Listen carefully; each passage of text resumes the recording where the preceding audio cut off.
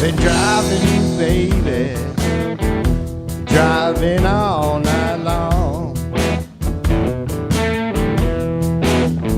Well, I've been driving, baby, driving all night long.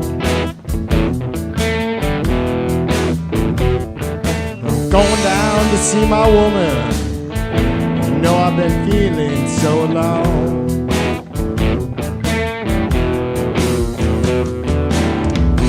Just the other night, I couldn't sleep at all.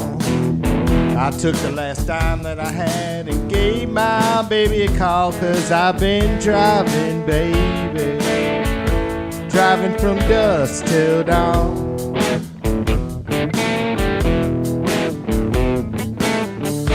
Going down to see my woman, if I gotta drive all night long.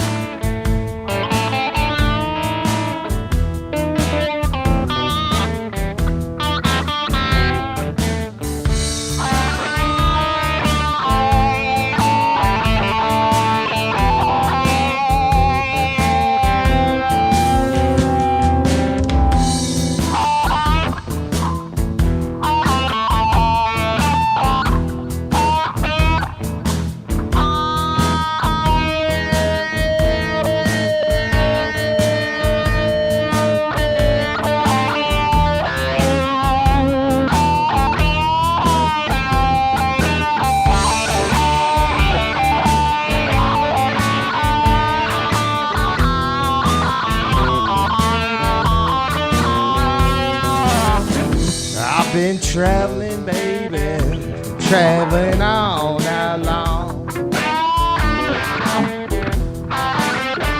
Well, I've been traveling, baby, traveling all night long.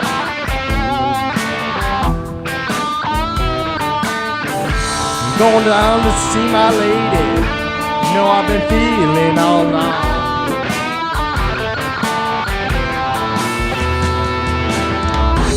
Just the other night, I couldn't sleep at all. I took the last dime that I had and gave my baby a call. 'Cause I've been traveling, baby, all night long.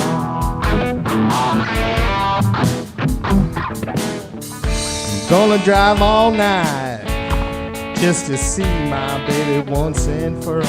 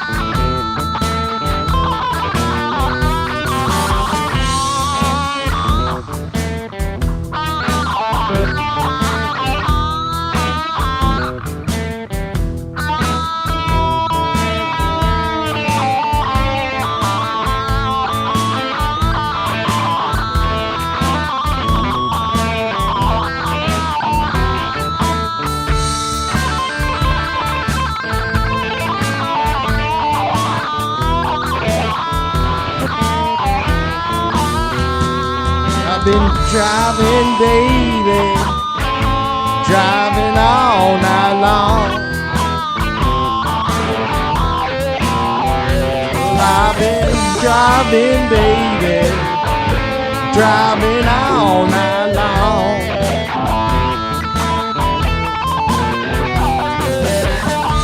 Driving, baby, from dusk till dawn.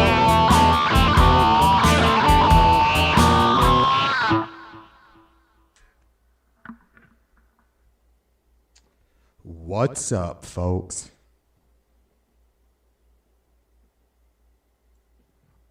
Let's see if I can see you. I can see you. I see you, baby. Shaking that ass.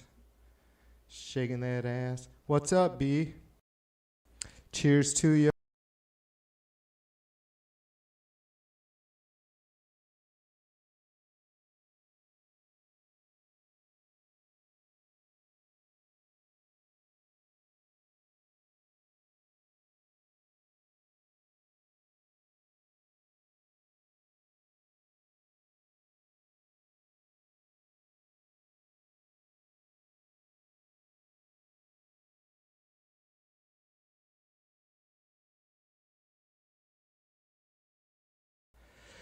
I just had to check the sound there for a minute.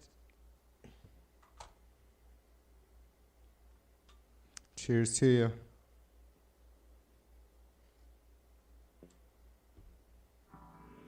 So I wrote and recorded that song last night.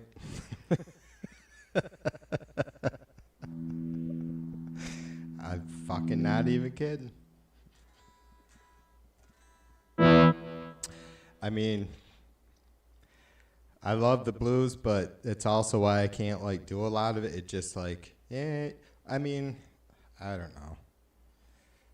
I don't want to fucking start talking shit as I stand here sounding like shit.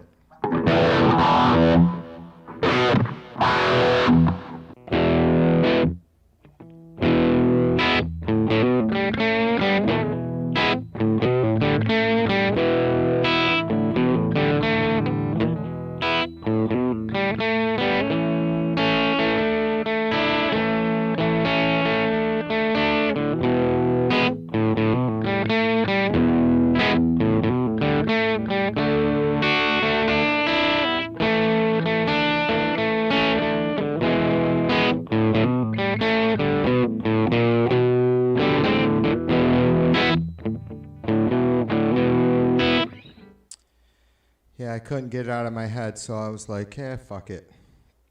It's traditional fucking slow cotton field blues. I was even trying to, last night I was trying to do some funky ass shit that I'm not capable of.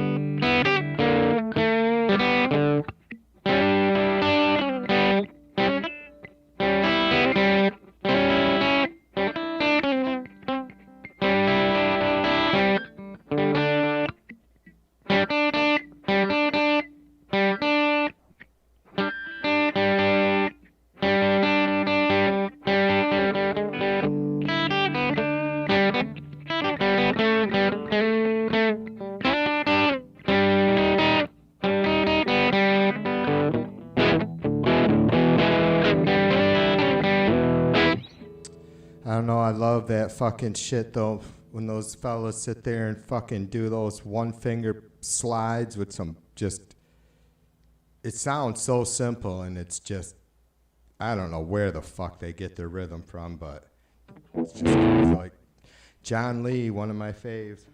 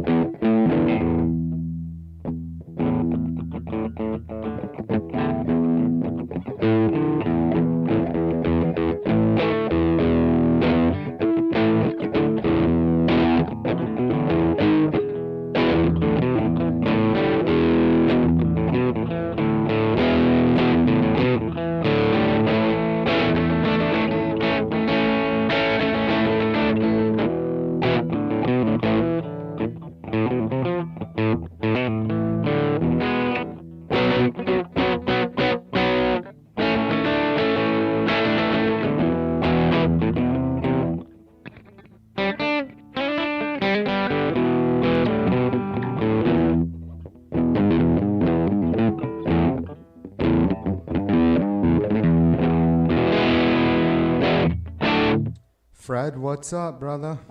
Let me expand the chat.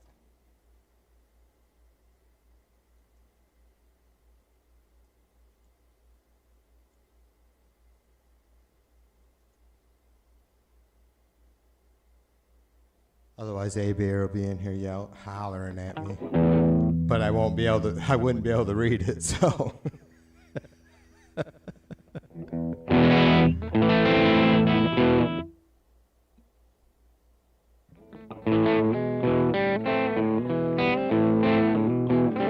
Is Bully on his way? Bully's on his way.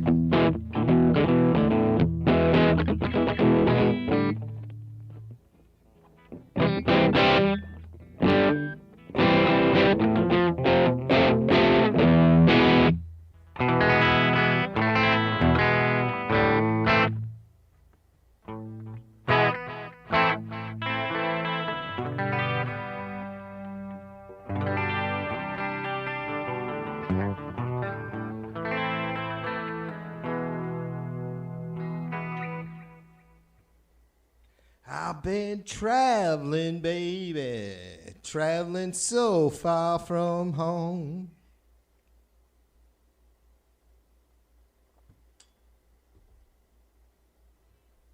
Lyrics are easy to come by for that shit, though, I gotta say.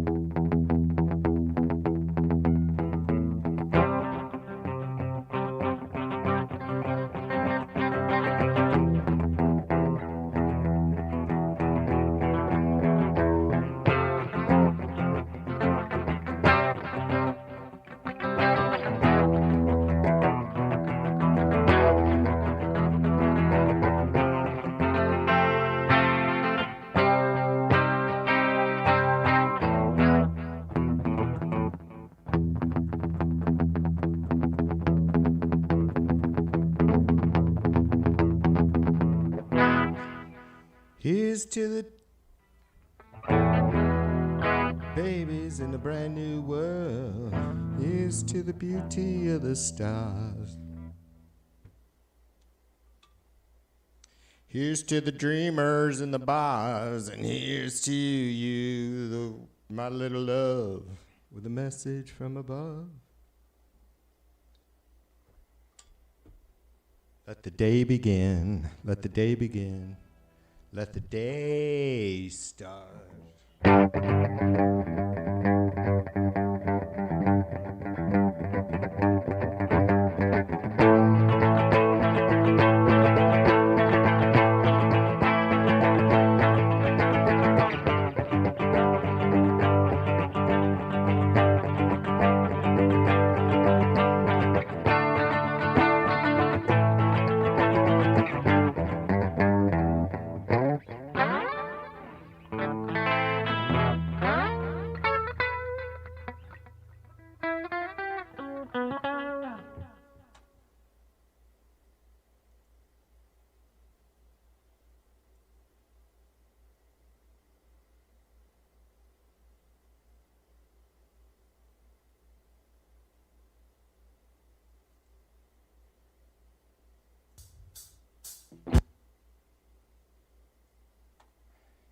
Shall we do another blues tune? I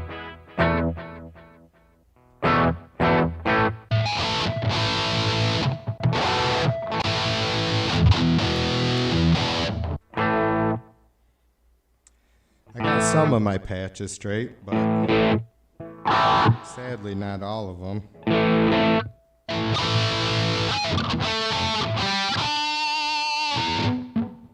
That might be a little juicy for this tune, but that's all right.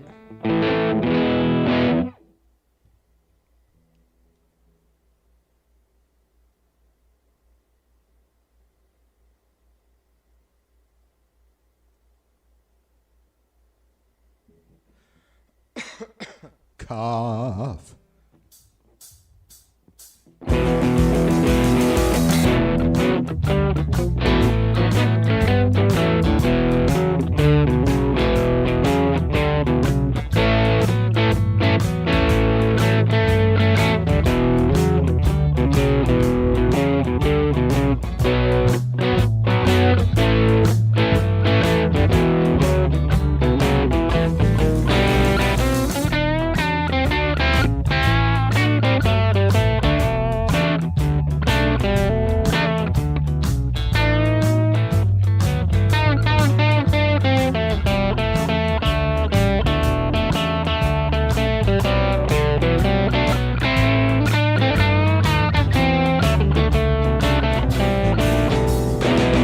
3 and 6 is 9, 9 and 9 is 18. Come on, pretty baby, don't you see what I mean? Hey, hey, baby, don't you wanna go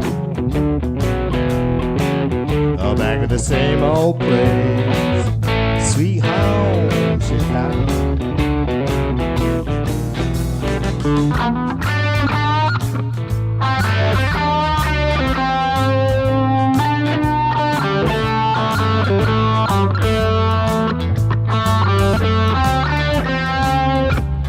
Drowning out the music now.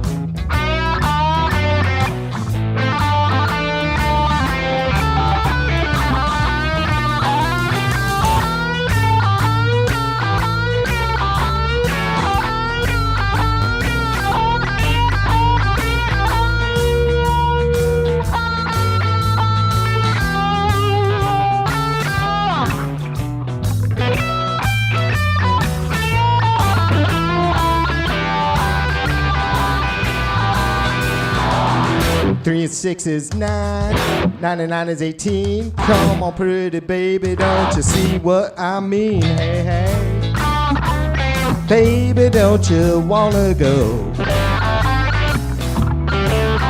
back the same old place, sweet home, Chicago.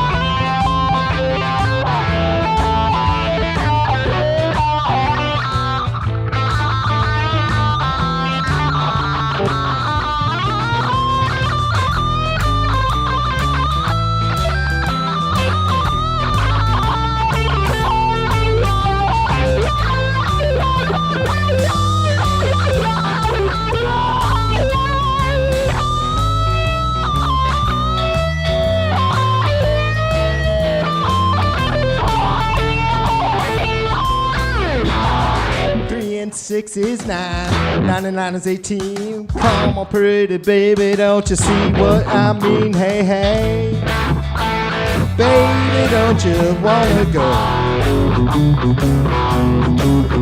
back to the same old place, sweet home, Chicago.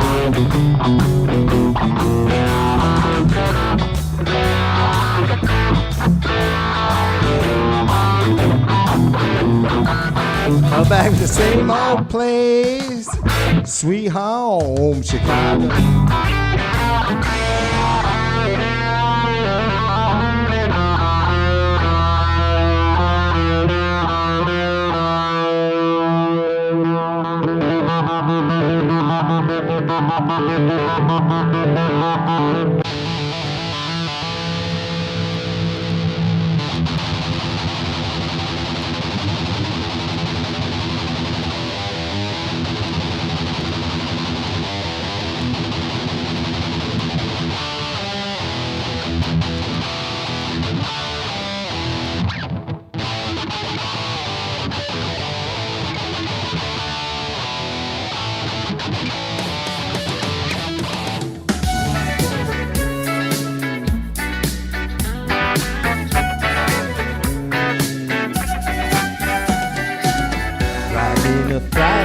Bay.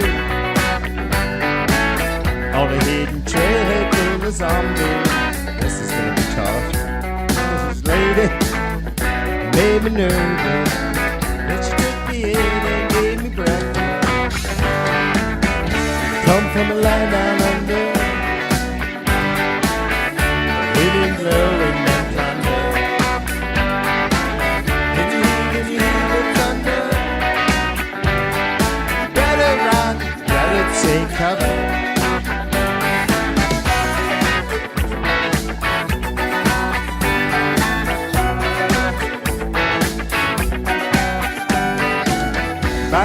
from a man in Brussels, 6'4" and full of muscle. And I said, do you speak my language? He just smiled and gave me a measure mind. Come from a land down under, rivers flowing and shining. Can you hear the thunder? Better run, better take cover.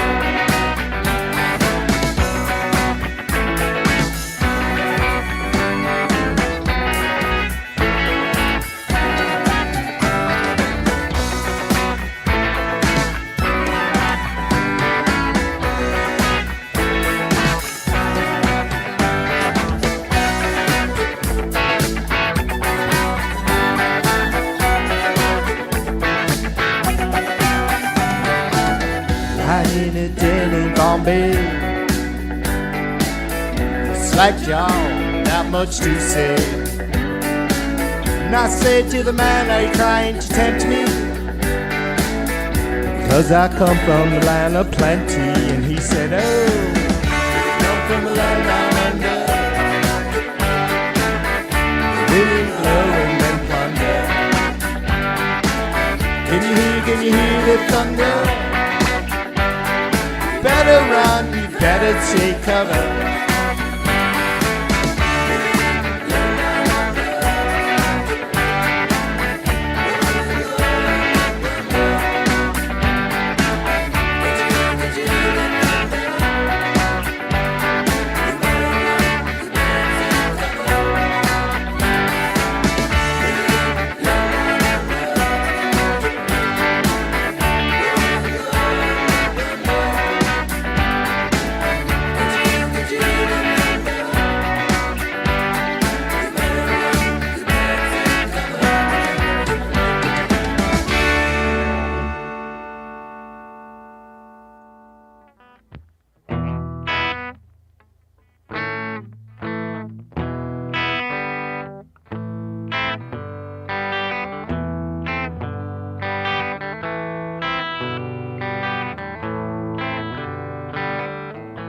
It's alright if you love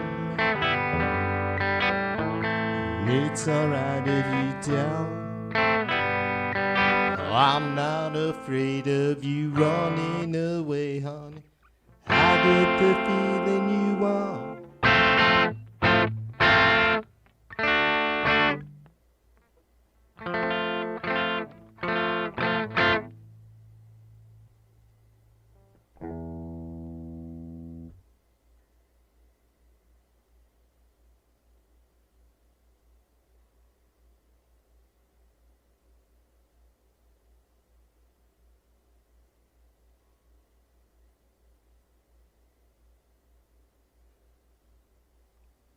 So how about Trump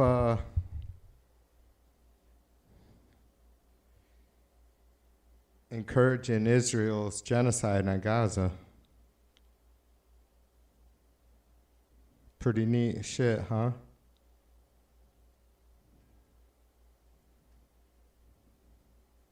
Anybody wants to challenge me about what we did in Iraq and Afghanistan and Syria?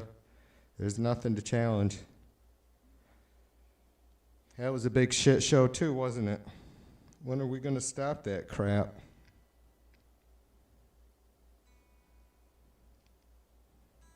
I mean, isn't it odd that like all the poor weak countries aren't out there fucking blowing people up? Or no?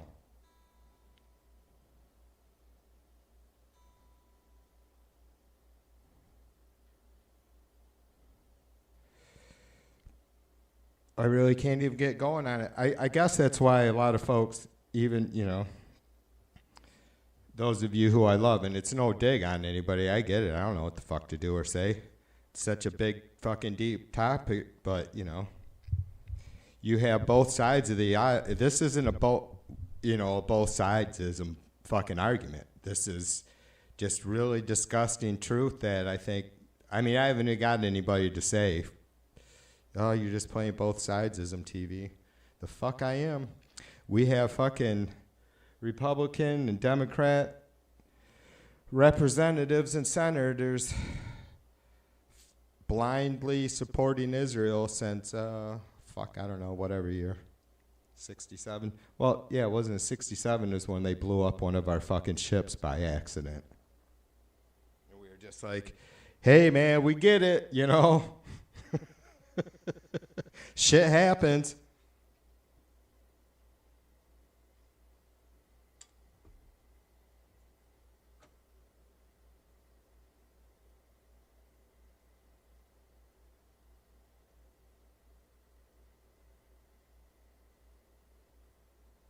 Shit happens.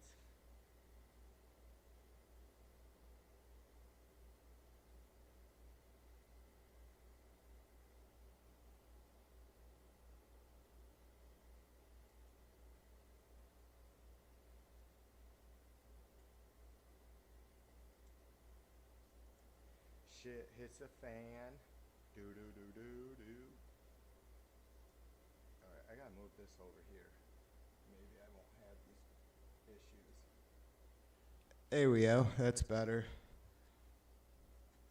Darlene, Jay, what's up? My homie domies.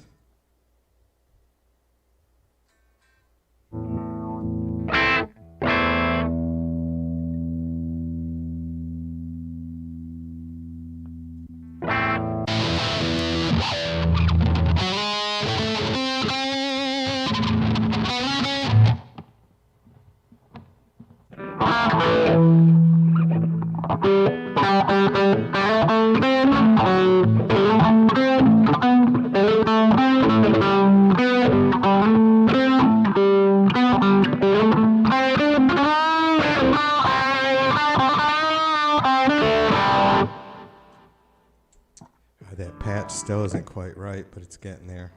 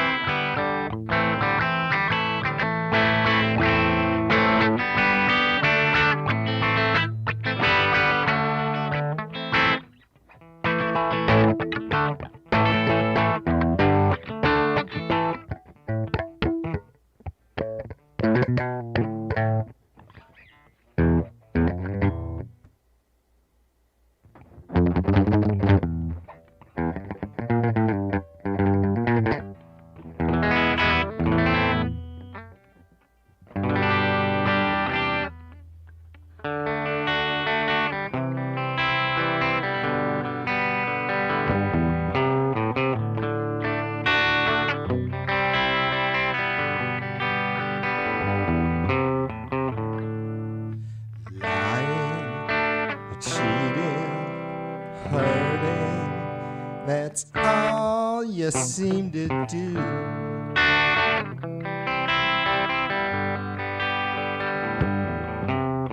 Running around every guy in town, putting me down for thinking I'm someone new.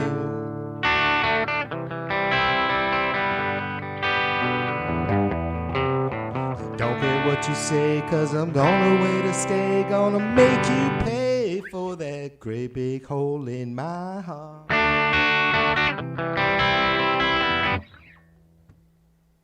Watch out, woman.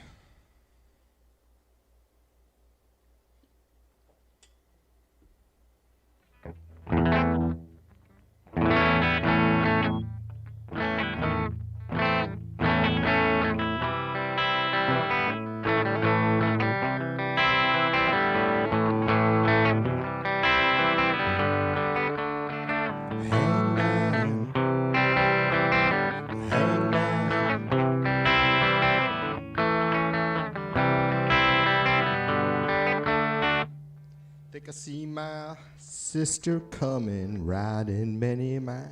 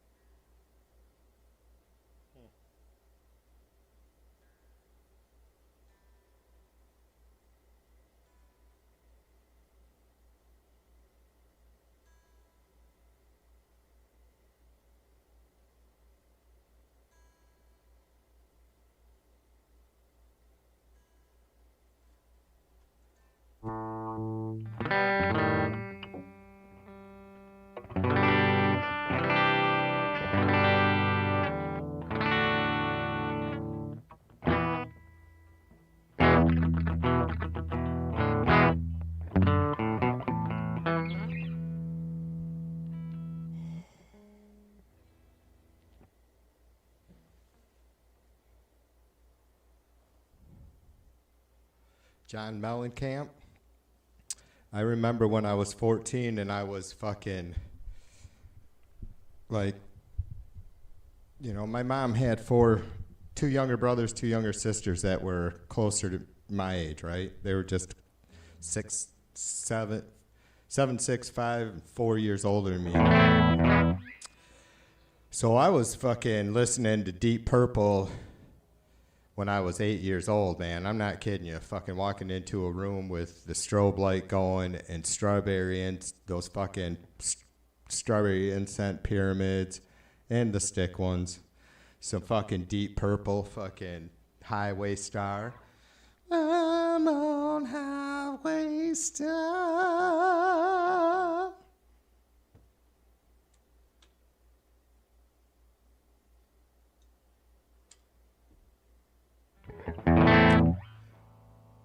And loving all that shit. AC/DC, right? Cut my teeth on Ted Nugent, who I can't stand now, but Bon Scott era, AC/DC, Led Zepp, you know, probably Crocus at that time. That's when those guys first came out or hit it.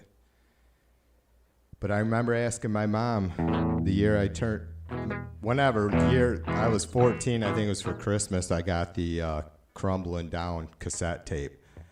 Some people say I'm not too lazy, I'm uneducated, my opinion means nothing. But I know I'm a real good dancer. Fucking John Cougar, we had this, B, where were you? You probably weren't here yet, but I fucking went off on this shit, and you can already tell I'm getting worked up right now, damn it. I swear to God, Mellencamp flew under the, I mean, he didn't fly under the radar like nobody knows who the fuck he is, but he had 1 billion fucking top 100 songs, like billions. Like I was comparing them to Petty, who I love too, right? But Jesus, seriously, it's just fucking Mellencamp's catalog is bottomless. I swear it is. See, I don't come prepared. I learned, I don't know, I got a couple of his tunes in my old 100 greatest rock songs, which has like fucking Madonna and Elvis Presley and some fucked up shit in it. God, I can't remember, but I learned Paper and Fire not too long ago. That fucking shit is cool. I'd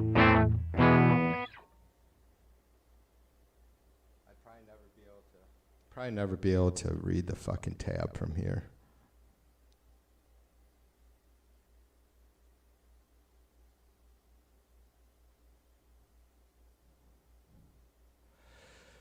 But a dream blew up like paper and fire. The video's cool as hell, too.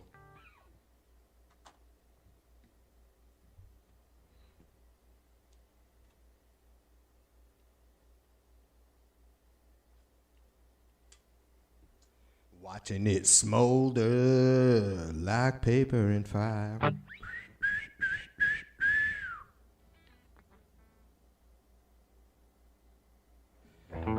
Jay says key C major, C major.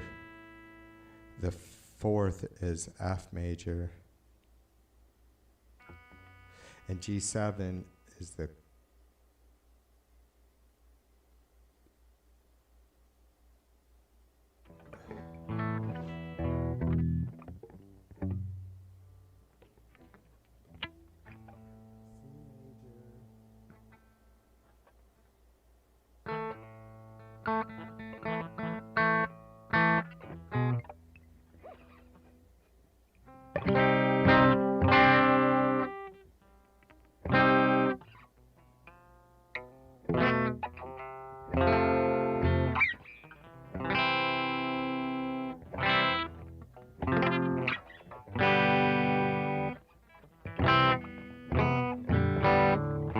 Yeah, I gotta fuck around with some of those different like I always got I got stuck on playing the fucking blues shit like E, A, and B, right? Which is tasty. Need to fucking mix it up, like run it backwards, right? Like start with B or something, or make the B the root note. But that song that fucking blues tune that I started the stream with that I wrote last night is E, A, and D, which is, I mean, it's, I don't know, I struggle a little bit with the lead, though. It seems like the B is easier transition for me, which is strange, right? Because B is normally a chord that there, you know, piano music might be written in more often, far more often than guitar for sure.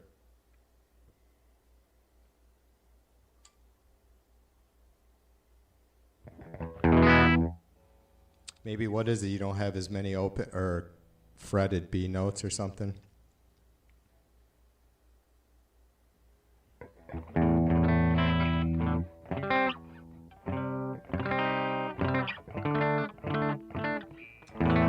Like I was fucking around with that tune last night, and it's E major, A, and D. They're all majors, right?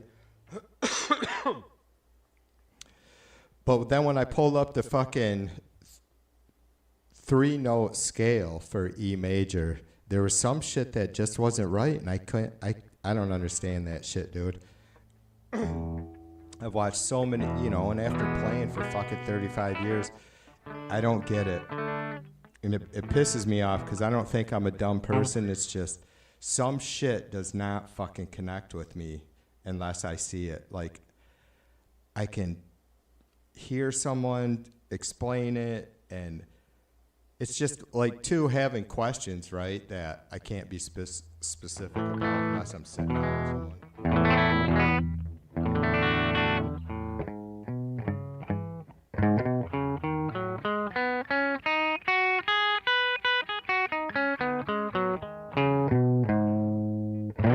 See, I seen somebody say the other night that as long as you can move that up and down anywhere, as long as you stay in that pattern.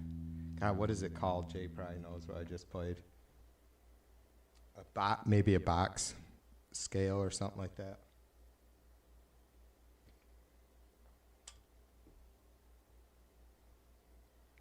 I definitely do a lot of improvising when it comes to the solos.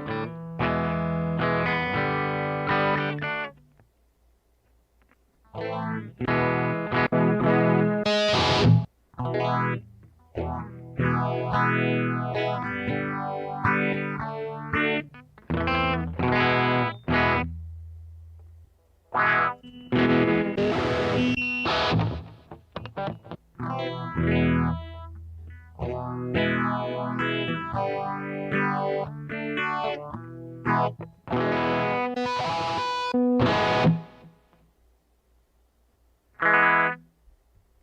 I really fucked myself up resetting this thing.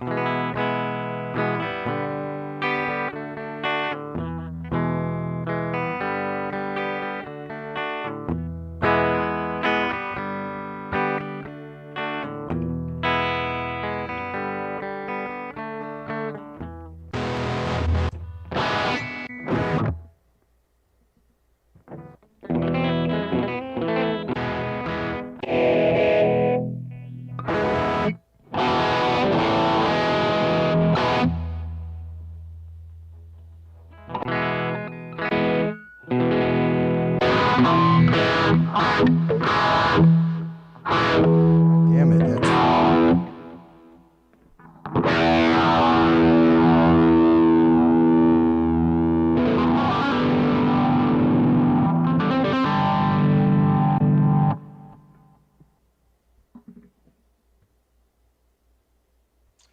oh, baby, you come knocking on my back door.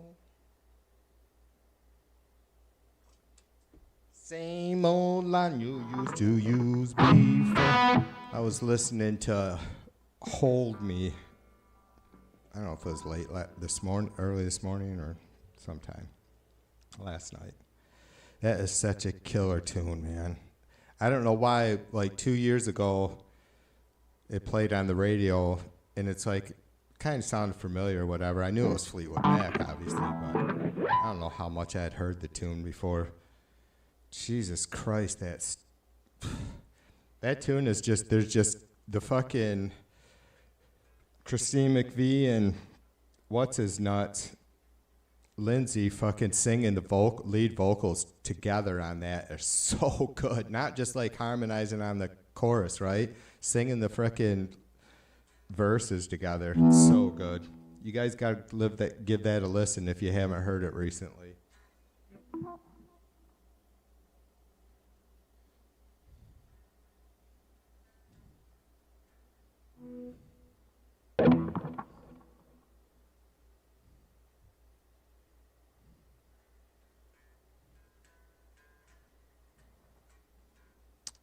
Yeah, Darlene says 35 years is a very long time. I know. It sucks. Serious. Like, should be... I have all the fucking muscle memory. I don't have... It's fucking mathematics, and it doesn't, for whatever reason, it doesn't click with me. It never has. I cannot fucking keep the scale straight from one key to the next. I don't know why. I mean, I know some of the shit I remember, but also repetition is part of it, and like, it's dedication to learning your scales, and I haven't ever given it that, right? Like, I'm pretty comfortable playing open chords, playing bar chords. I have a pretty quick pick, but yeah, I don't know. I just cannot. And it's frustrating. I mean, I've came a long way since I've started doing this again a couple years ago, because I didn't do lead. I played what we called guitar solos or leads back then, but there was a lot of fucking as fast as I can fucking pick my fucking high E and then fucking as far as I can bend it without snapping it.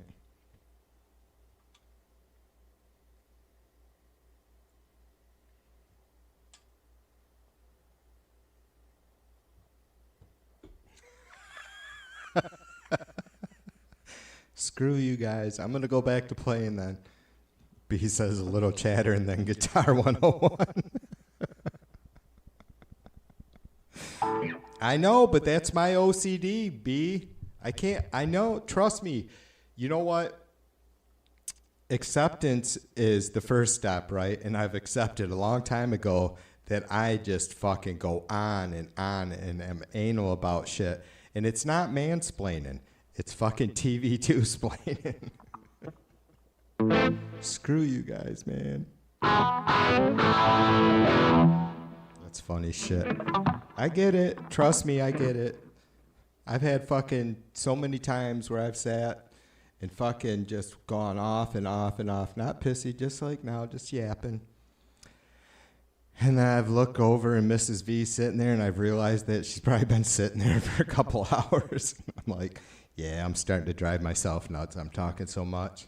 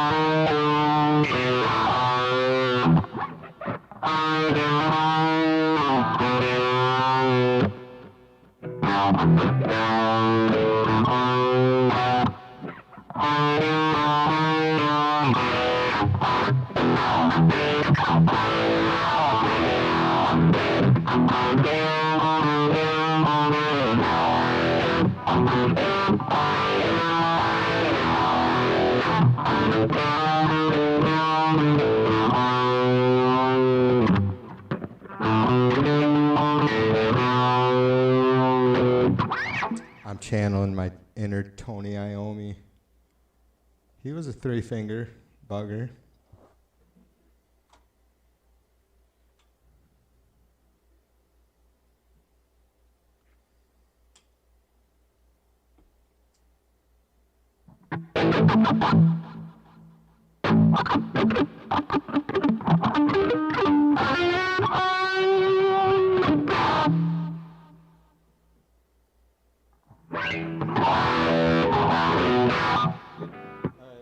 Maybe we'll do this song a second, and then I got to do a BRB, because it's like sucking down the coffee cocktail.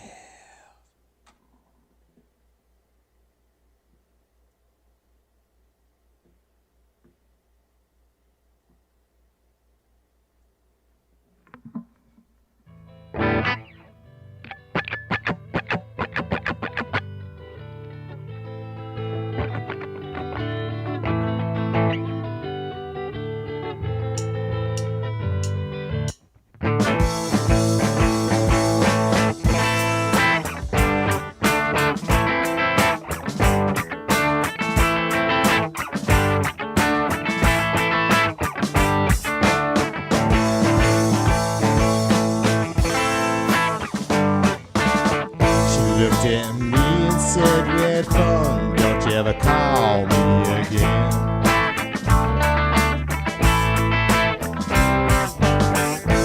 Here's my number just in case, 'cause you know we'll always be friends.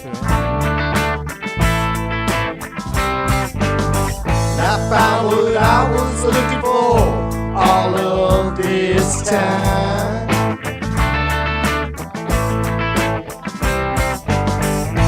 It was always right here in front of my eyes.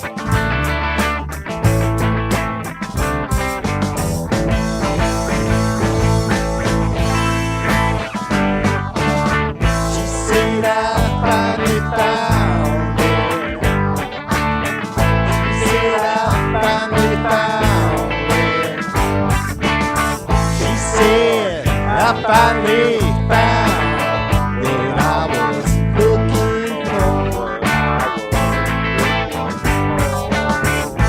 Said I finally found it. She said I finally found it. She said I finally found what I was looking for.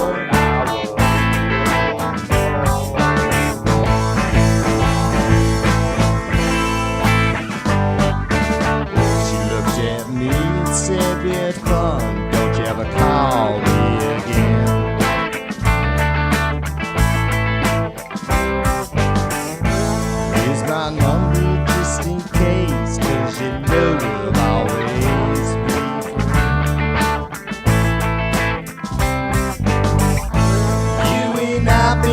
down this road too many times. The answer's always been right here in front of my eyes.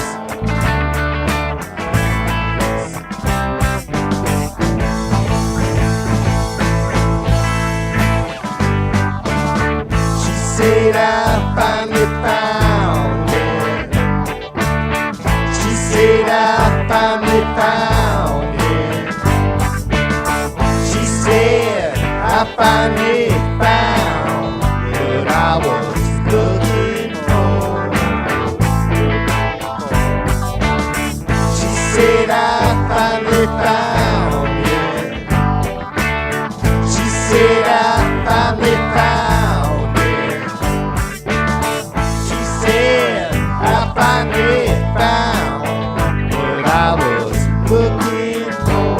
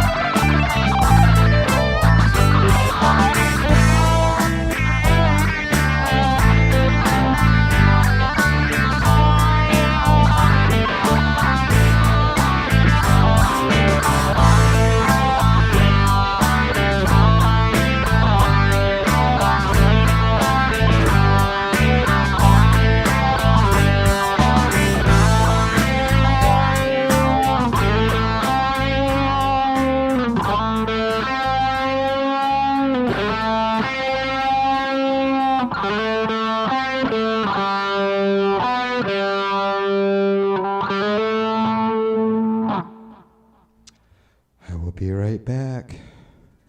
That was a little rough at the end there. Still got to get these fucking volumes straight on this shit. That's what I'm blaming that lousy lead on, is the lack of volume. All right. Hang tight, folks. I appreciate all you folks hanging out and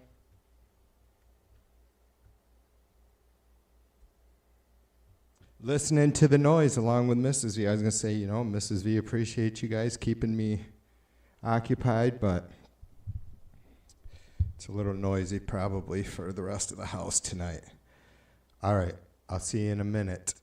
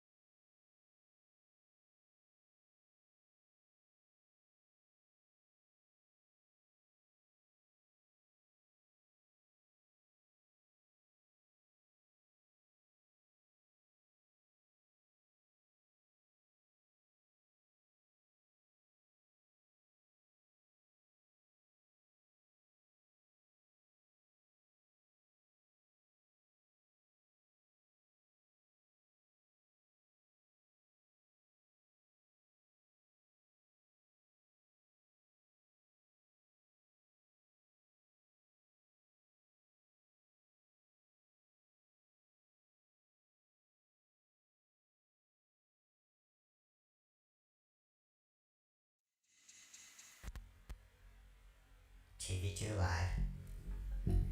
TV2 Live.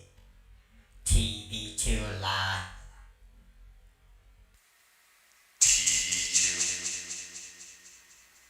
TV2 Live.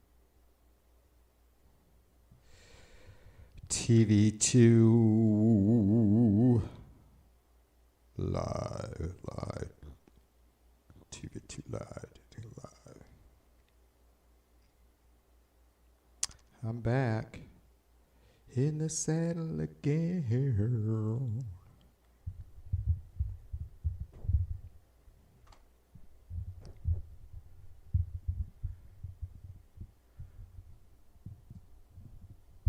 So the last I seen, somebody said Israel was lighting up Iran pretty good.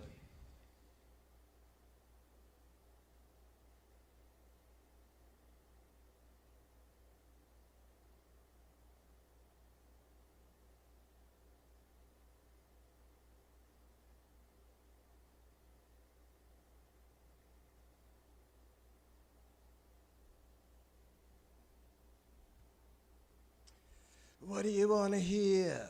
All right, we're going to do Paranoid.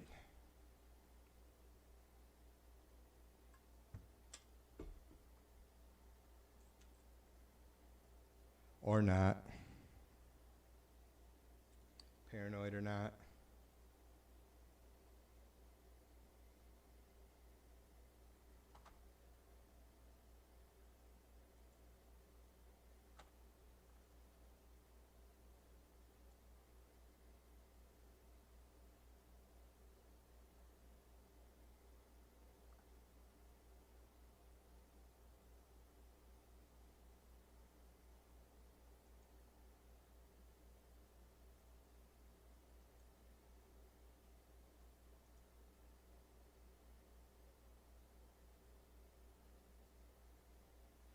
Heavy.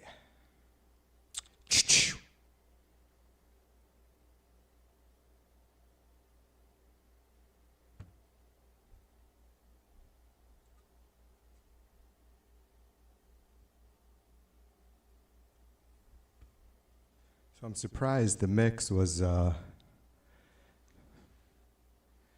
actually okay, except for the guitar was plenty loud coming into the stream, but solo's not so much here in the studio. I don't know why. I probably didn't really need to boost it. It wasn't terrible, but vocals are loud and proud. I can definitely back off the mic a little bit.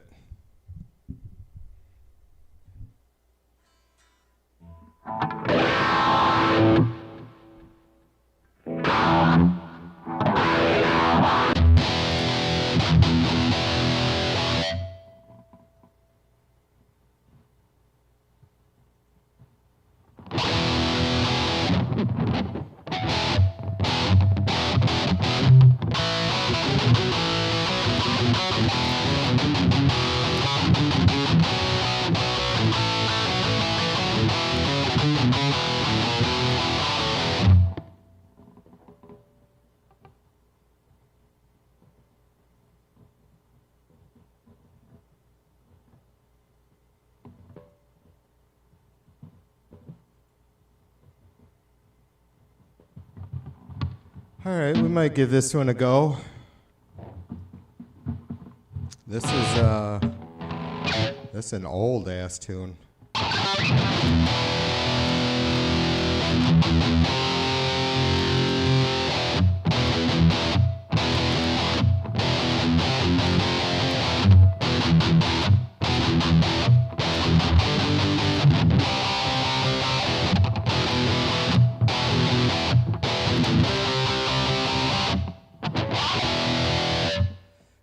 This is probably the oldest, for sure the oldest tune I still play.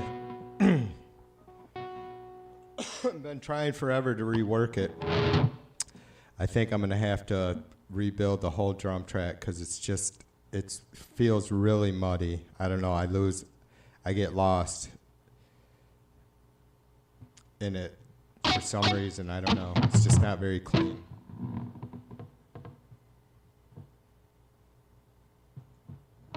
But it's only rock and roll. Barrel in the back, four on the floor, and a heavy six-pack. We were heavy two-track in, heavy two-track in, heavy two-track in, heavy two-track in, heavy two-track in. It's where I wanna go. Some people drive Chevys, baby, that's alright. I drive a Ford and I'll be mudding all night. Heavy, heavy two-track in, heavy two-track in, heavy two-track in. It's where I wanna go.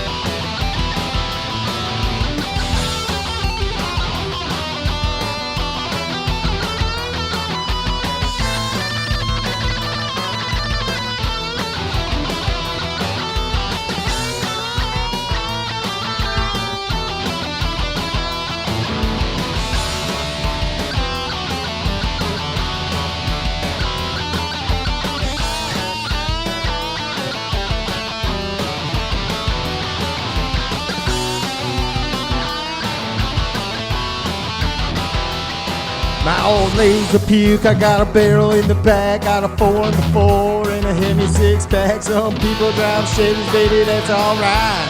I drive a Ford and I'll be mudding all night. So put the pedal to the metal, grab the beer in your bong. Getting heavy in the mud all night long, heavy, heavy.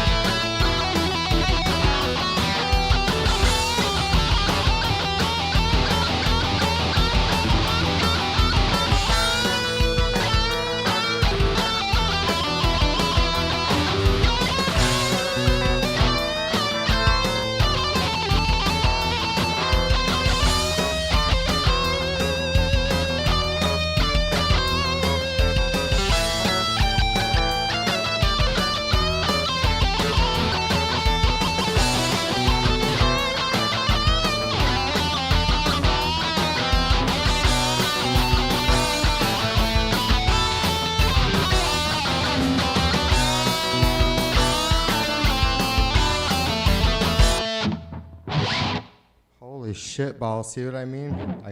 I don't know, I get lost coming out of the lead. Something is not right. It's just I feel like it just goes totally quiet.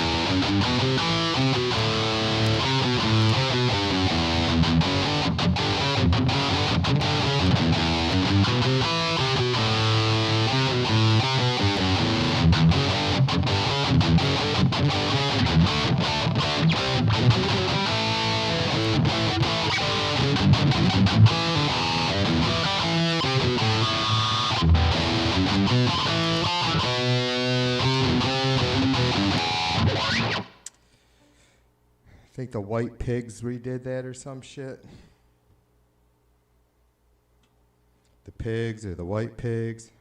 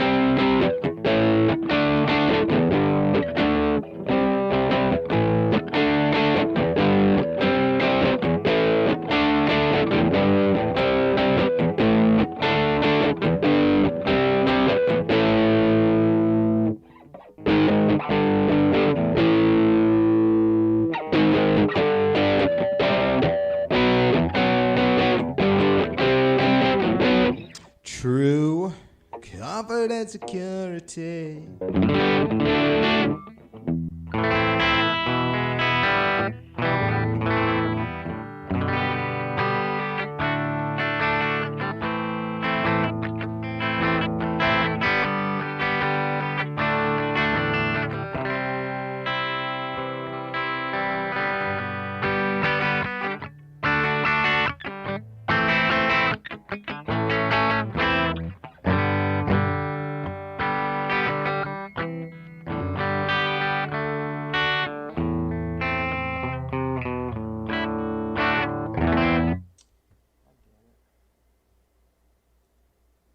Say my thing wasn't magnetized or magnified.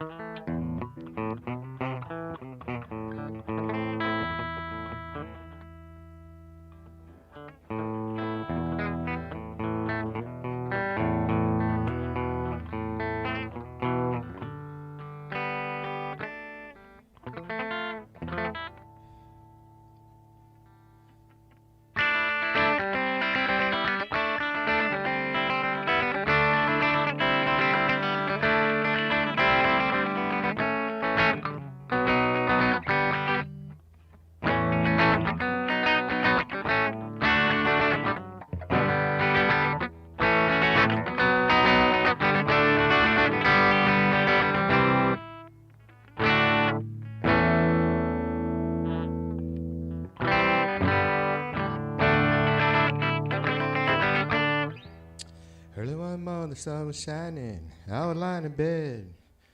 Well, she changed it off. Her hair was still red. Folks said better laugh together. Shows are gonna be rough.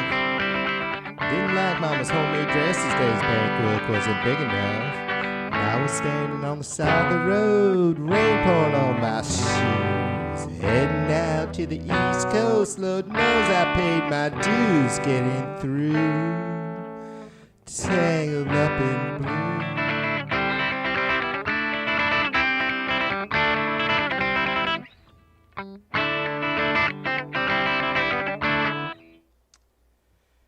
B says she has a play us a song, yeah, the piano B. Play us a song tonight. Beige? What the fuck we got going on? Hey, Mac.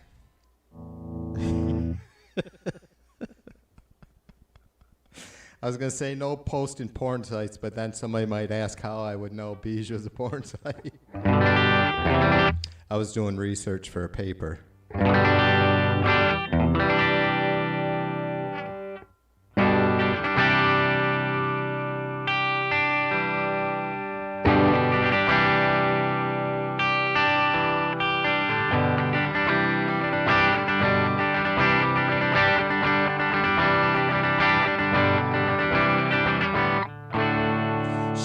said it's cold outside and she hates my raincoat.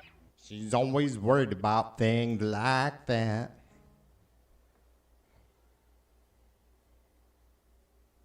Bow, bow, bow, bow.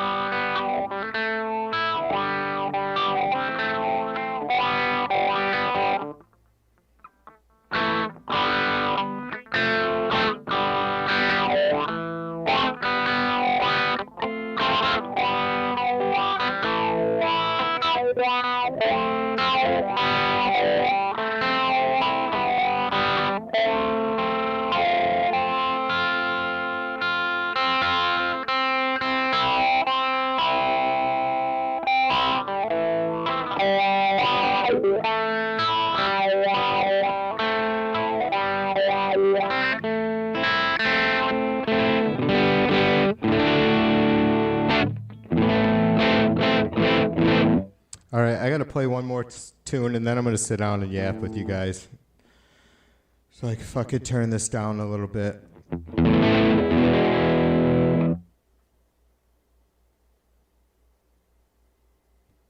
This is a new song that I wrote in like 5 seconds last night called Dust Till Dawn. Might keep playing around with it, I don't know. It's funsy, bluesy, shitsy.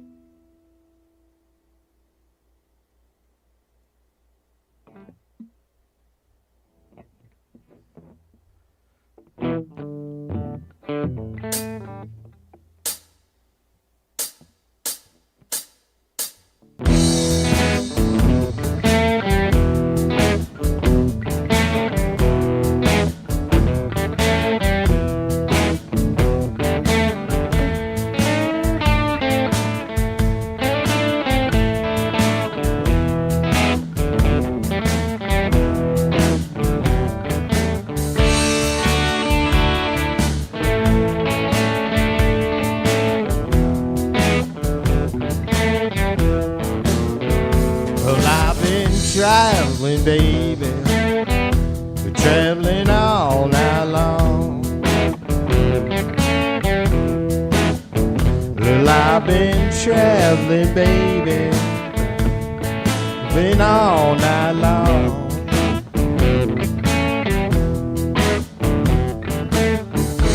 Going to see my baby, 'cause I've been feeling all alone.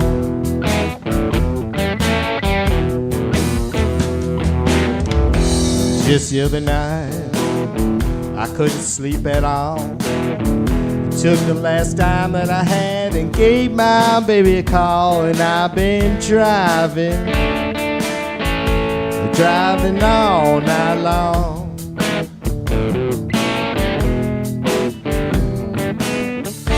Gonna go see my baby if I gotta drive from dusk till dawn.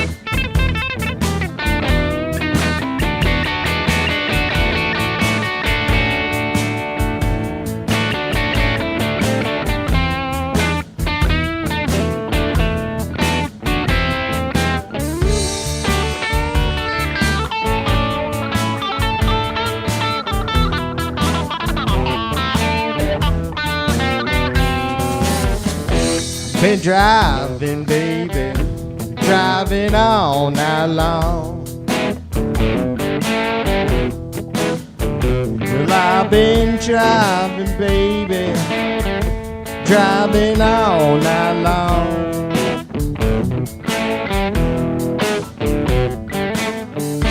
Going to see my baby if I gotta drive all night long.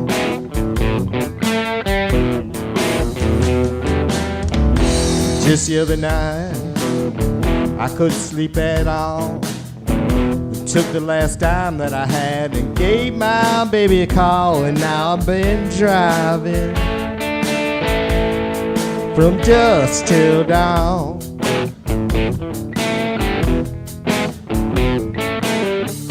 I'm gonna go see my baby if I gotta drive all night long.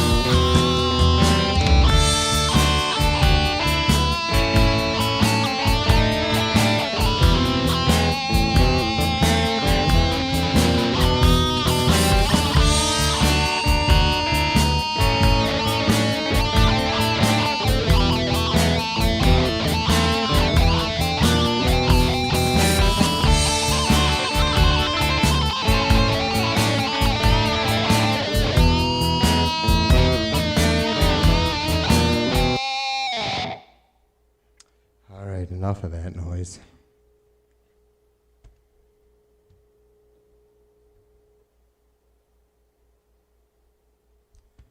It is fun to fucking sing that. I've been driving, baby, driving all night long.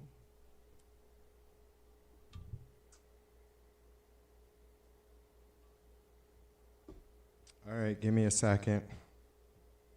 Fucking move my camera and shit.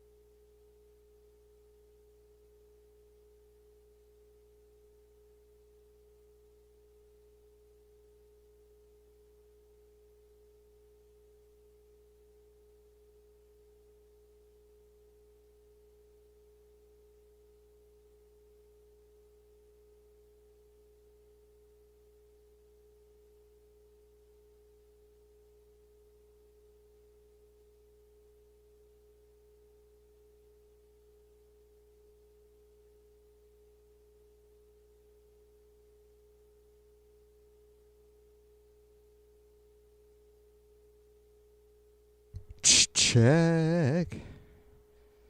Well, everything's bright as all fucking hell, that's for sure.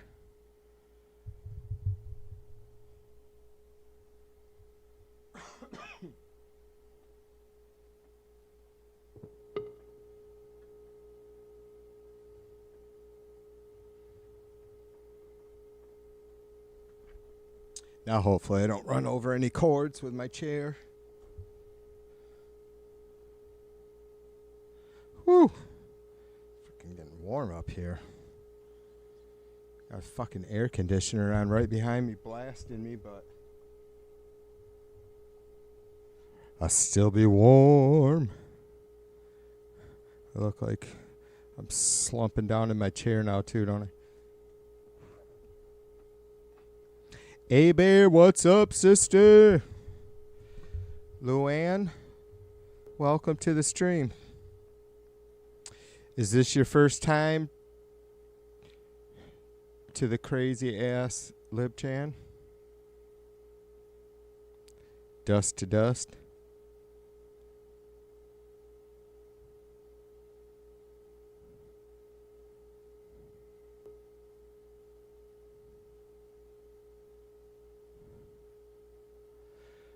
A Bear said Gumby request shut down TV2. Did I miss a Gumby request of some sort?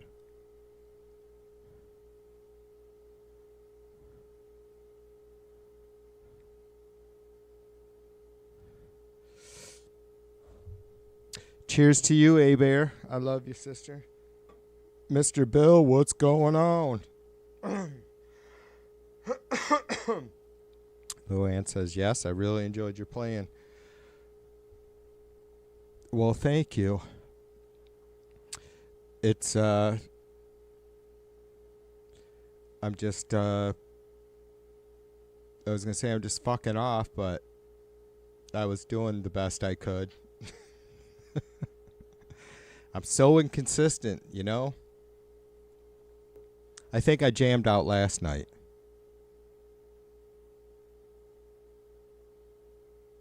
Was it last night? Hell, I don't know. Yeah, I think it was last night. Or I tried to. And then I was like, man, I gotta fucking get... Oh, that fucking cheesy ass blues tune is what got me back up in the studio tonight. I'm like, I gotta fuck around with that some more. Because I don't sing on much. For good reason.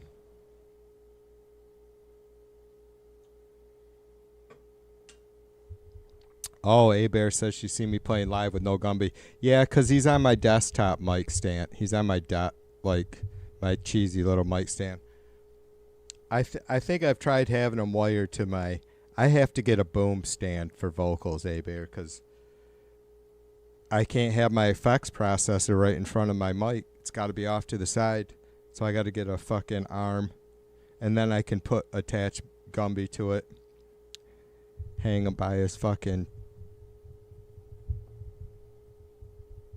Play-Doh self.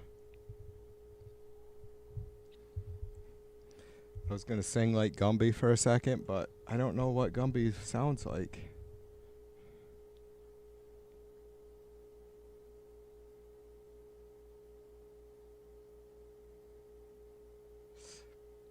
Yeah, I'm getting there, Jay. I still can't fucking hack country music. I mean, I like old shit, right? The stuff that Mom used to listen to when I was a kid in the 70s, but... And there's every once in a while... I mean, there's probably a lot more good shit out there than I realize because I don't listen to country music. Like, the last one was at All American Kids. Who is that? Not Brad Paisley. God, why can I not... Kenny Chesney, maybe? God damn it. Jay, you know that song. You're probably familiar with it. Dude, tell me that isn't like a totally fucking like jazz minor key. I mean, the structure of that song. It's so fucking weird. I don't know why, but as soon as I heard it, I'm like, this reminds me of Frank Sinatra for some reason.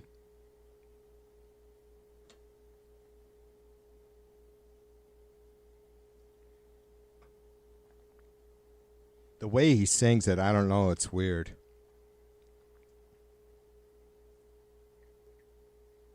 Growing up in little pink houses, making out on living room couches, rolling that smoke on a Saturday night.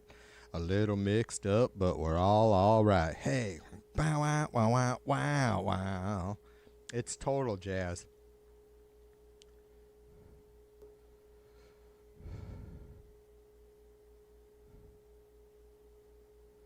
The fifth to the first chords.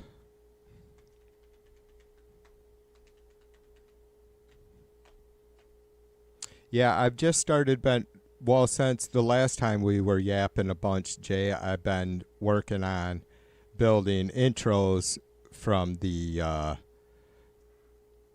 just single notes from the main melody, right? Trying to break it apart. Aaron says Garth Brooks is the only country I will listen to. I'm not sure if I know any. He did that fucking Storm song or whatever, right? Thunder rolls, is that it? And the thunder rolls and the lightning strikes. I think I could sing country if I didn't I wasn't concerned about choking myself out after doing a night of country music.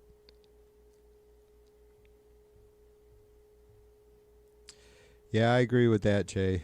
But seems like there's a lot more bad with country. And the crossover shit. You know what's fucked up? The fucking country hip hop crossover. That shit's gotta go. Right?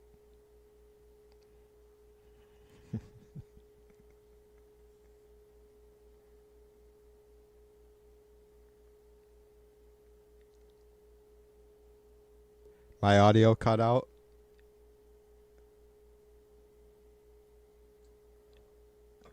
It could have for a minute. That's very possible.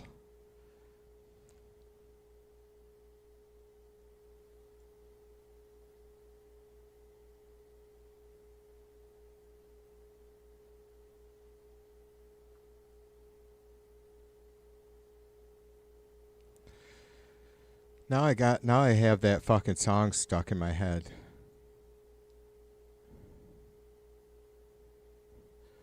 Sister's got a boyfriend.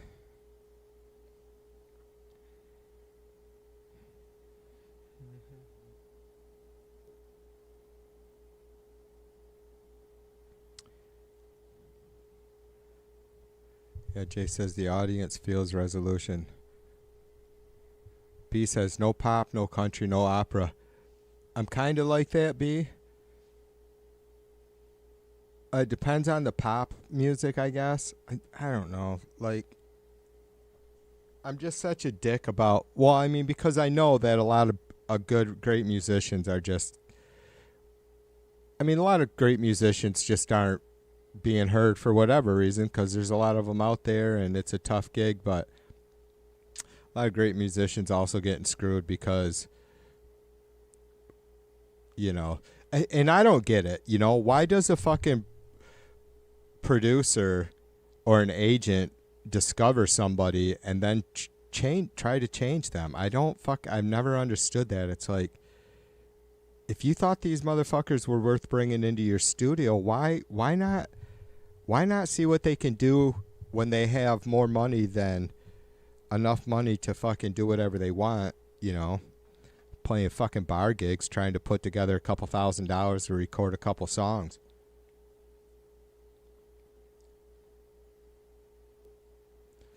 Yeah, the language without words. I agree there, Jay. I love the shit. You guys know, especially like me with the Put a Mile World Music Hour. Like, I've been, you know, and I probably bash you guys over the head with it, how much I love like the Cubano stuff. I can't understand a fucking word they say, but fuck, it's so good.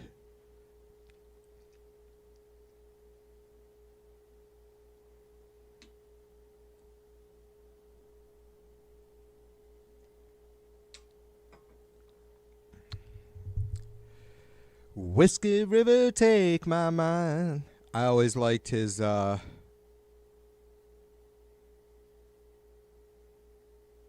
isn't crazy. There's another song that he covered that was fucking, I don't know, badass.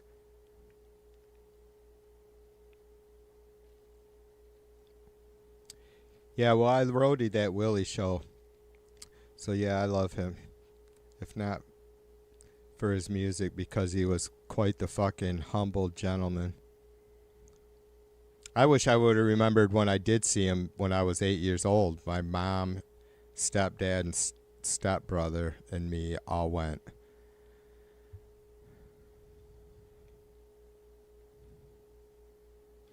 I don't remember much of it. A lot of fucking smoke and just kind of like bright lights. Like,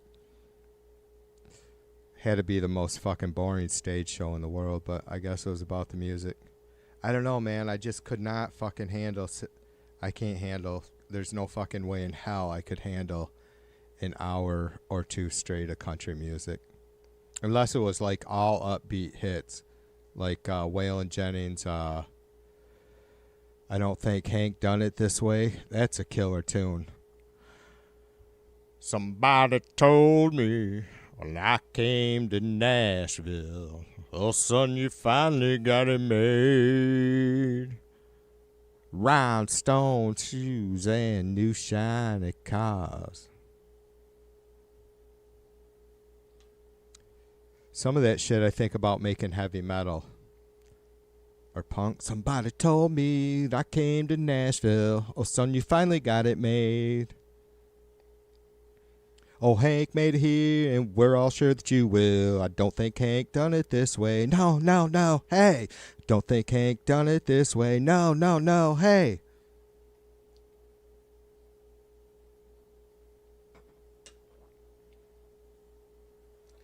I hit the road doing one night stands with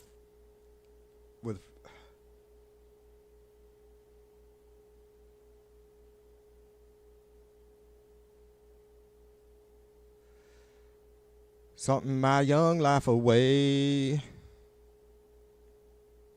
I hit the road with a 5-piece band, staring at the backside of me. Playing my songs, some of his now and then, but I don't think Tank done it this way.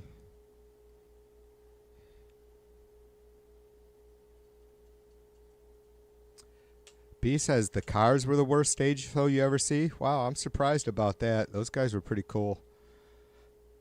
I mean, I never seen them live, but she's driving away with the dim lights on. She's making a play. You know she can't be wrong. She never waits too long. She's winding them down. Do do do do on a clock machine. I don't know how I fucking remember so many of those lyrics, but I can't fucking remember any of the fucking songs that I wrote and played in the 90s every fucking night.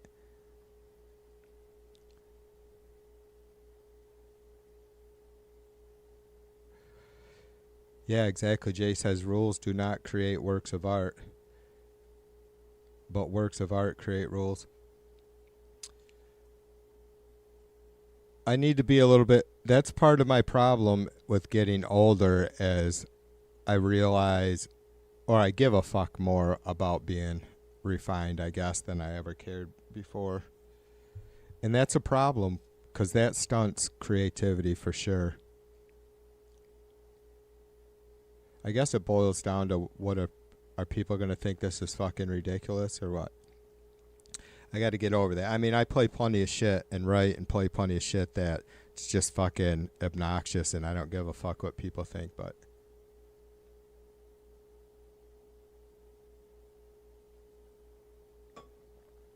Yeah, exactly. See, I just now, after I said that, reading Jay's comment, Jay says, never let people tell you what sounds good and what doesn't.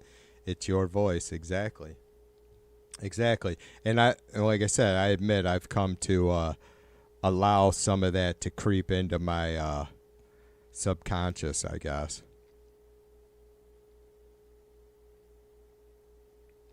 I mean, it's all fucking...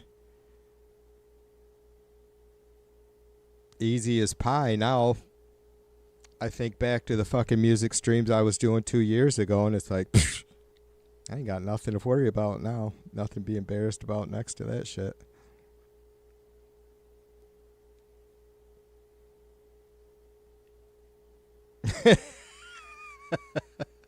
Yeah, Jay sounds killer. Jay has, I just cannot feel it. That's why I went off on that blues tune, because I feel like I'm going to probably keep messing around with it. I'm not a singer. I definitely don't have the voice Jay does. And plus he has a pretty unique voice. But that'll be something I think that I can probably get in key with, and or stay in key on, and get about as high and rangy as I'm able to get. That's what I love about Jay. He just understands it. He's, you know, has that formal schooling, but he also has the fucking just getting down and dirty and fucking being a musician, you know?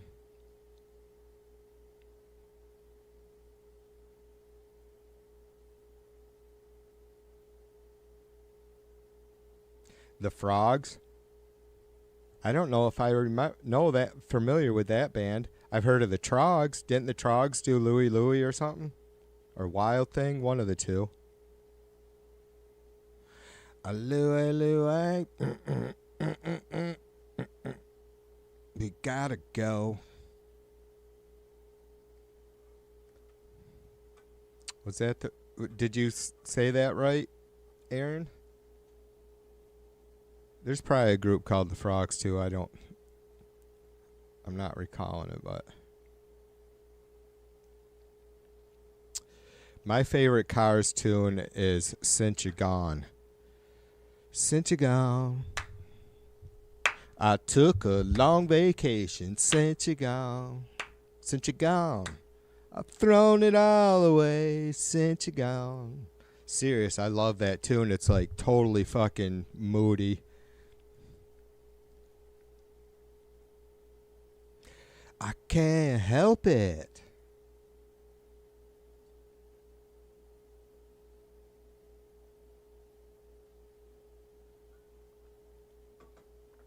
I listen to a lot of old 50s shit. Like, my dad turned me on to, like, he had a 4-album set called At the Hop, and obviously it had that song in there somewheres, but all the good shit.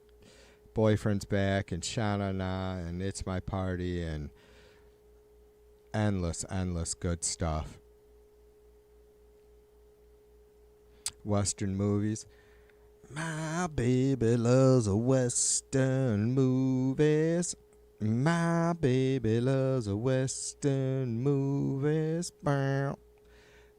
What is it? Maybe one of you Beatles nuts will know. I think the Beatles' first single of 45, that song was on the B side of it. And something about the hit was, what else did they do? Maybe it wasn't the Olympics. Did Going Out West? I don't know. There was something curious to that story. Like the Beatles chose to cover this other band's, like one of their lesser hits or something. And I believe it was Western movies. I'm not for sure. CC, what up? Aaron says yes, the Frogs.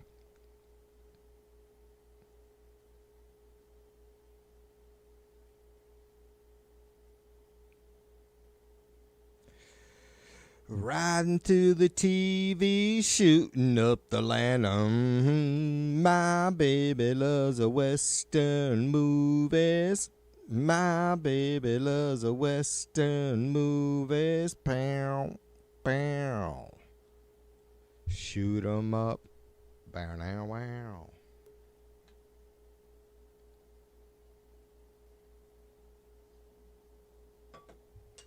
Max said he sent me something. I'm gonna laugh.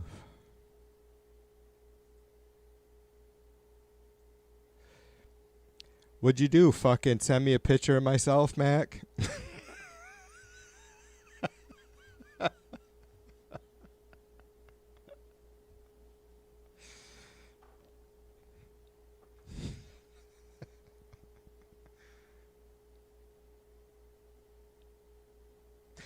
My baby loves a western movies.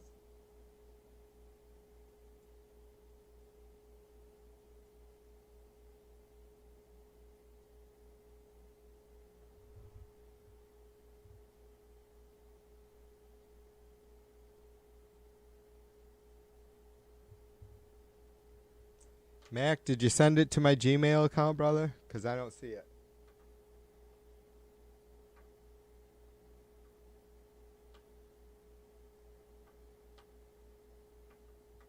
Yeah, I don't see it in my Gmail account. YouTube sent me an invitation to access the new communities feature. That's funny.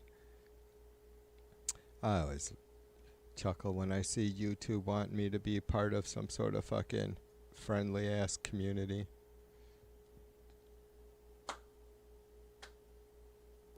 Oh, sent it to my Outlook? Alright, brother, I'll grab it.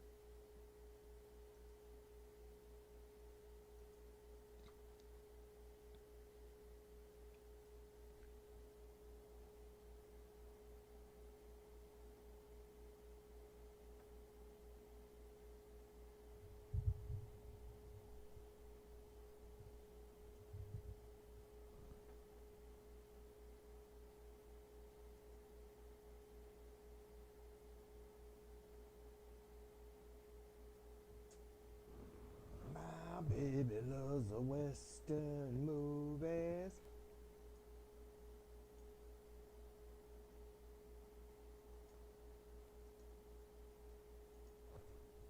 I listen to that one a lot, and Tossin' and Turnin' by Bobby, whatever the fuck his name is, and then Alley Oop.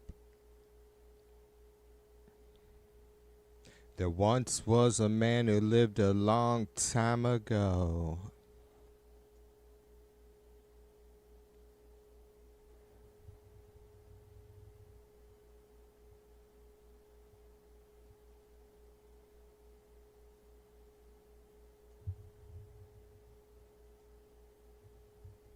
I don't know what you sent me, Mac, but I clicked on, for some reason, I just went to click it and open it, and it's downloading, so I'll view it in a second here. He rides through the jungle, tearing limbs off from trees. Alley-oop, oop, oop, oop, oop. Knocking great big monsters dead on their knees. He's the toughest man there is alive. Wears clothes from a wildcat's hide. He's the king of the jungle jive. Look at that caveman.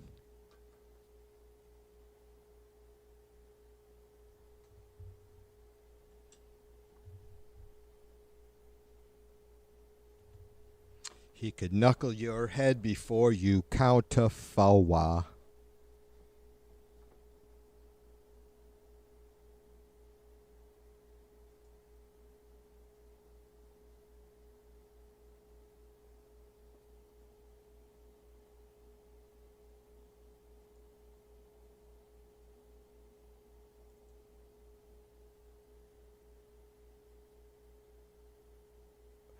Is it a track?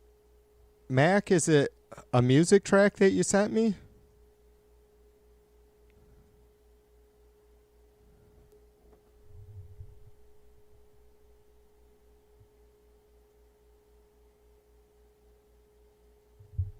I don't know what the fuck. I'm bitching at myself, Mac, not you. For some reason, it opened it in a fucking file conversion program. I don't understand what happened there, but oh, yeah. All right, brother. Yeah, that's cool. I'll listen to it. Dude, you know how it is? Before you guys hear anything, I've literally played and listened to it a lot. 100 times easily. Except for like that blues tune, but that's just easy basic bullshit that I just threw together.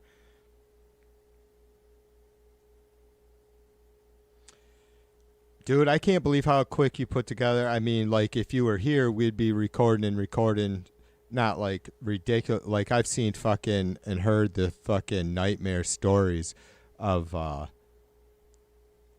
like the drummer for Hole, just getting totally fucking treated like shit by some fancy ass fucking producer that didn't like gay women or some shit. And just making them fucking record over and over and over and over, right? Like when the handful of times I was in the studio, we had the last two, like the very last time that we recorded, we never printed it, unfortunately, but because there was a lot of good heavy metal. We were finally coming into our own then, but they would push us a little. You know, those studio owners would push us a little bit to record some shit. If you, and it's like fuck, I'd record it once, be like, all right, it sounds good enough to me. I didn't make any mistakes that I'm aware of.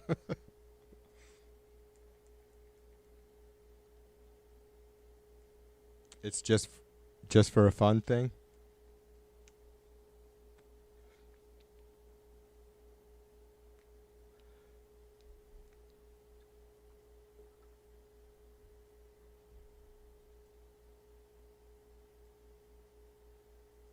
Yeah, I still can't.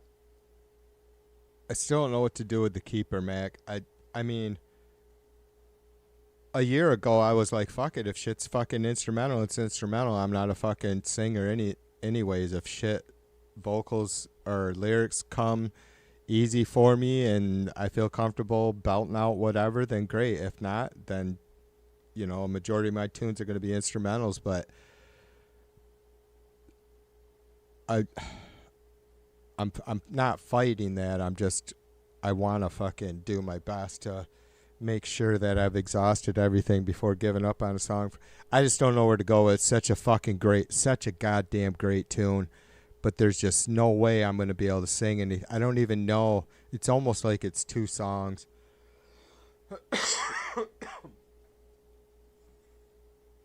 I mean, I think I did a decent job fucking melding it together, but yeah, I don't know. The first half of it's like I don't even know where lyrics would fit in. Honestly, it would be more just having fucking spending all those fucking cycles having different instruments come in and out. I mean, that's how I heard it. Obviously, I can't play all the shit, but I could hear all kinds of different crap. I always hate fucking giving references because I don't want folks to get the wrong idea. Like, I'm not comparing myself to Laylo Schifrin. But that's what I was inspired by, is the Dance of the Harlequins is such a... It's just like Jay was mentioning, you know, you take this fucking... You find a really... Or whatever, that melody, that killer melody happens, and then you build on it. And that's exactly what...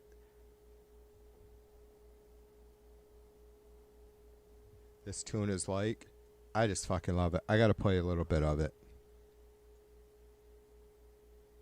Get your writing just right.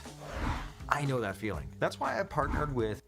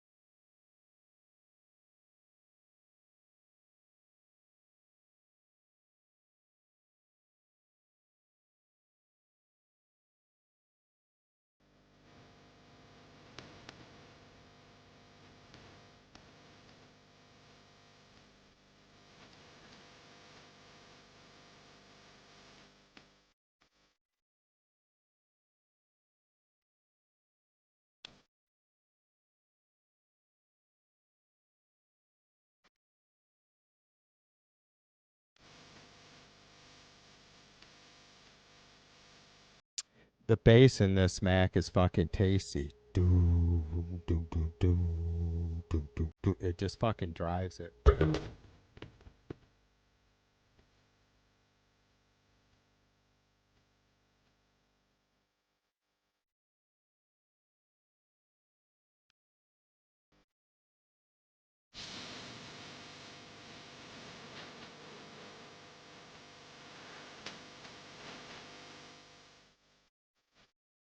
I don't know what's happened to me, you guys, but I just fucking absolutely love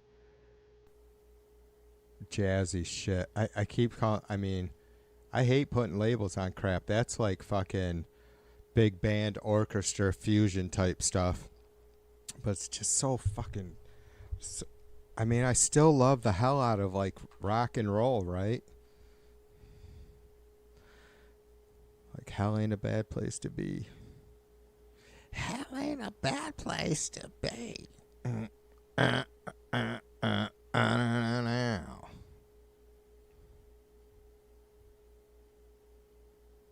Spend my money, drink my booze, goes out every night. Something ain't right. This illusion cause confusion. It makes me wanna cry.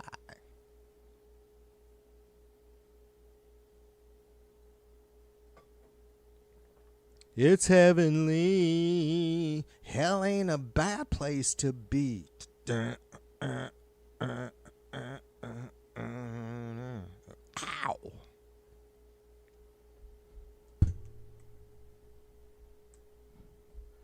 No, but Mac has the fucking licks. He understands his instrument. He could fucking play some shit like that.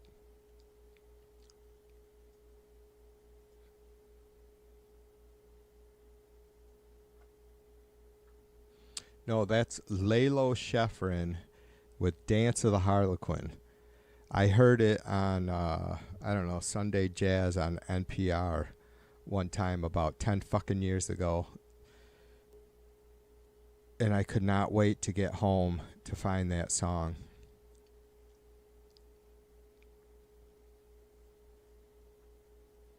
All right, hold on, Mac. Let me see if I can play it from here.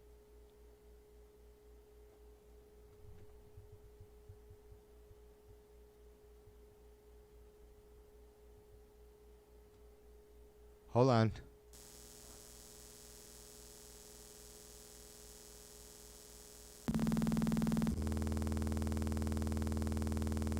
All right. I got it. That, yeah, it wasn't playing it in that program. Hold on, Mac. I don't know. Something was fucking acted funny. Let me see if I can open it up in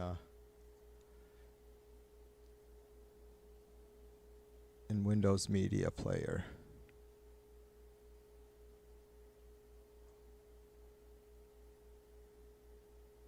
What the fuck?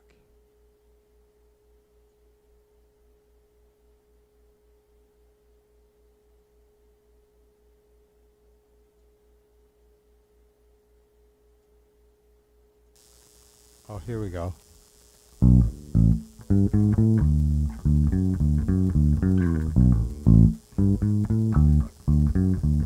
I went back to Ohio, but my city was gone. There was no train. That's pretty good, Mac. That's not bad.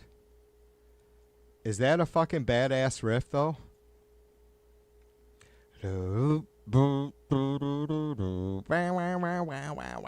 I'd probably never be able to play the guitar for that tune.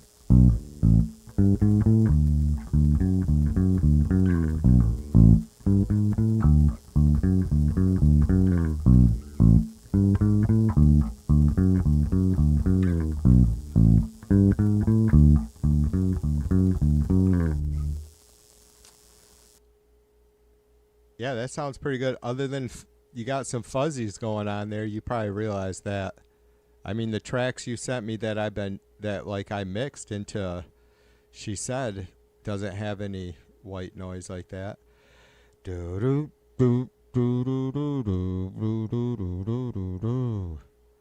There was no train station.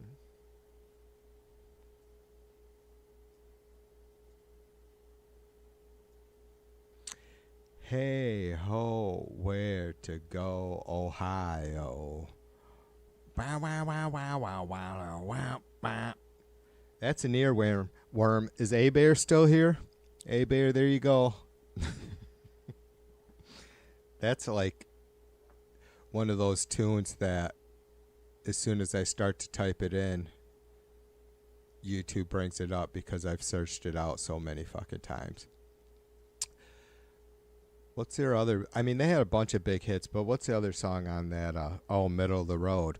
Wow, wow, wow. Woo-hoo, hoo-hoo. Middle of the road. Mm-mm-mm. Man, Chrissy Hines. Jesus. They still play, too. I believe they're still doing shows. Oh, that might be the white noise. Oh, you're using NCH? Yeah. Yeah, on that file converter. What is it again? Oh, WavePad. Yeah, I don't know if I've ever used that Mac or not. Yeah, I noticed it was NCH, the same recording software that I use. But, like, yeah, all their other fucking programs, they charge for every single one of them. Like the file converter, the WavePad, there's a fucking Photoshop thingy, and yeah. Yeah, and I think I have a licensed version of the multi-track recorder, but it was like fucking $86 or something the last time I got it. And it's good forever, but you don't get updates after a year. And if you ever delete it, you're screwed. Because I had to pay for it a couple times.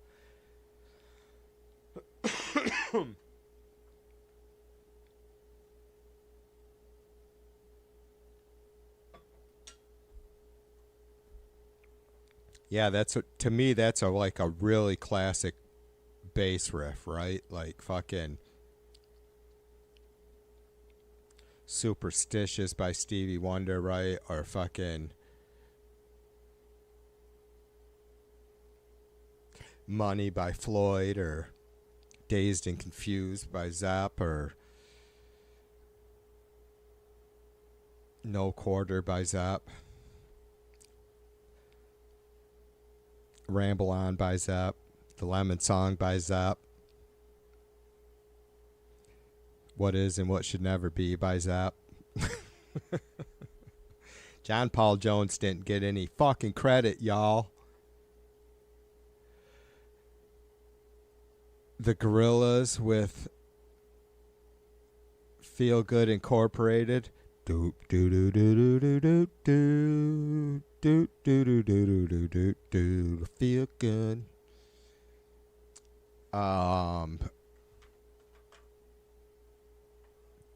Taxi Cab Death for Cutie, or whatever that is.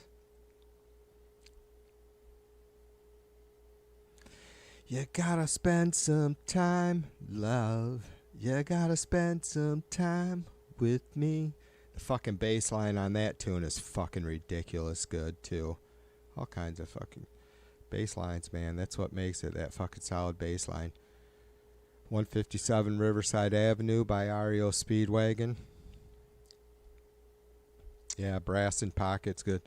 We used to roller skate to that tune, I remember, Jay. Like, when we were, I guess it would have been preteens, young teens, 13-ish. That was one of the hot songs. Got brass in pocket. I'm gonna need you. Attention, give to me. Do, do, do, do. Yeah, that's about the only one I like by the Gorillas, Darlene. I mean,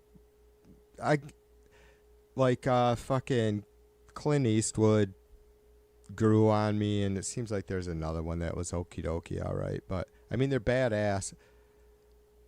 That whole fucking video and everything is killer. Those guys are talented motherfuckers.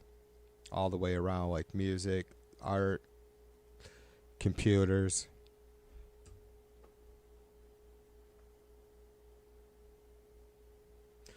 When me fatherland.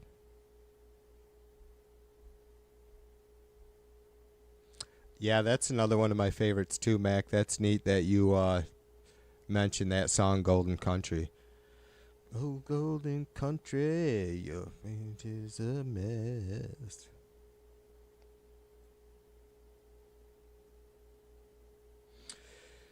Why the lady was raped on your doorstep today. That's a good look at. I got goosebumps, Mac. That is a fucking killer ass tune, and the lead, the lyrics, his singing. Yeah, it's like I think you mention REO to certain folks, and they think fucking Time for Me to Fly, right? REO was a shredding ass fucking album band back in the day.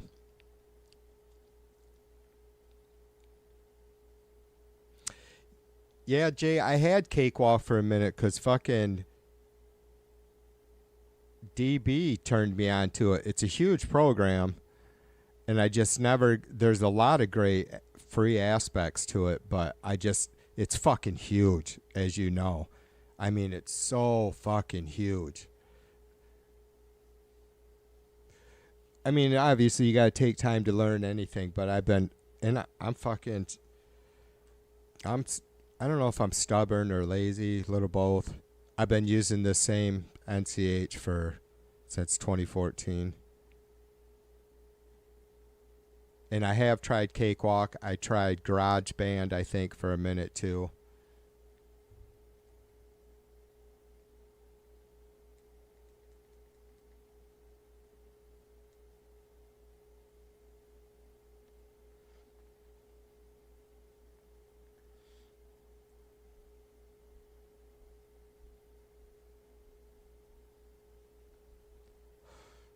Yeah, Mac, I always got off on 157 Riverside Avenue live. Jesus Christ, it's like 12 and a half minutes long. The bass totally carries that whole song, 12 and a half minutes.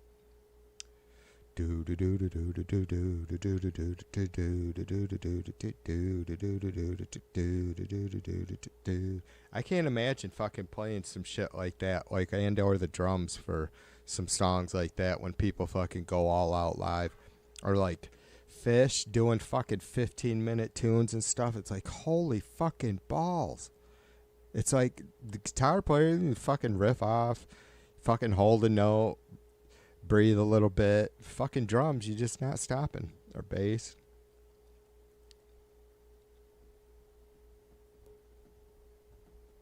Jay says roller disco.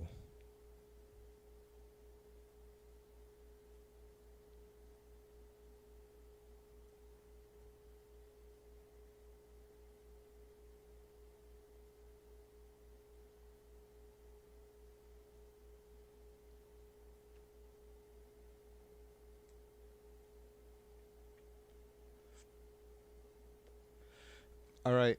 I have to lighten up a little bit. Hang tight. I'll be right back. Like 3 minutes plus a couple shakes.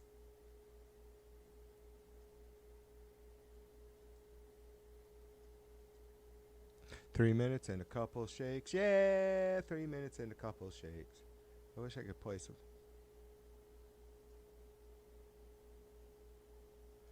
Should I say fuck it? I play just a little bits of it.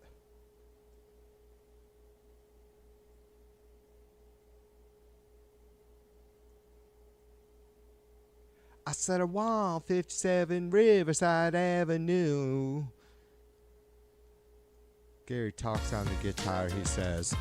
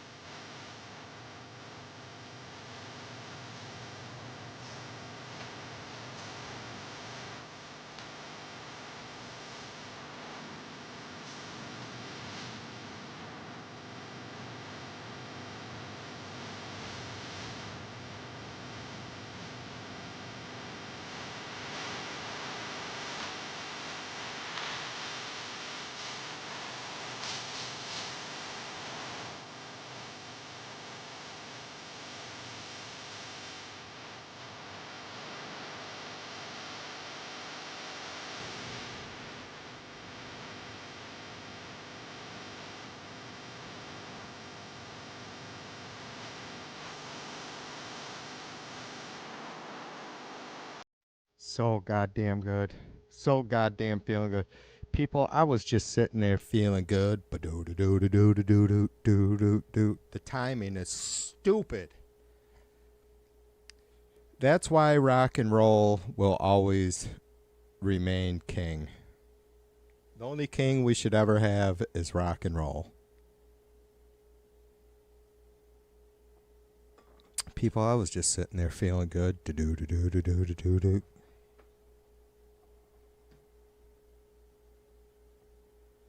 I've been talking to you all night long. And now it's time for you to talk to me. And the best way to talk to me is with your hands.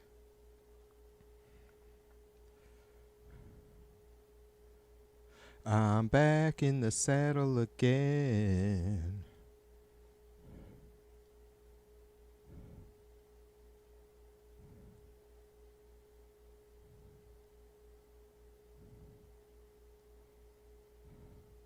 Yeah, the levels are good on that, Mac. Your levels are good. That's something I was surprised because I know, I mean, fuck, me and Jay were trying to get you worked into some way that you could record because we know you don't have like a fucking studio or all this equipment. Not that I have a ton. I get by, right? Mac, you ever look what I know you watch Jay's music videos, but you ever just like check out his background? That's what I do all the time. Whenever I'm watching fucking musicians on YouTube, I'm always looking around their studio to see what they got going on.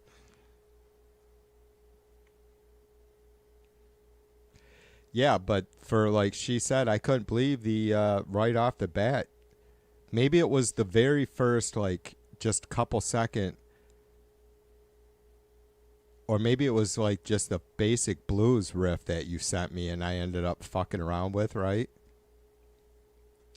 That the levels were a little bit weak, but no, your shit was really tight. I thought I would have to bring it down. Maybe I did have. Alright, I already removed that tune.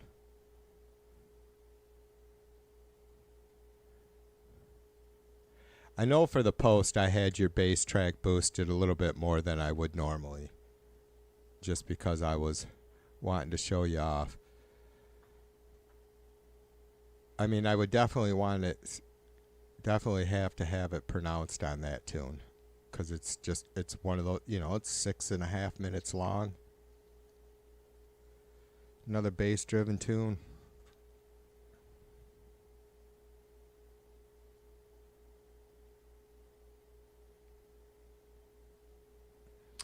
Jay says a good thing about DAW is that it's designed for music.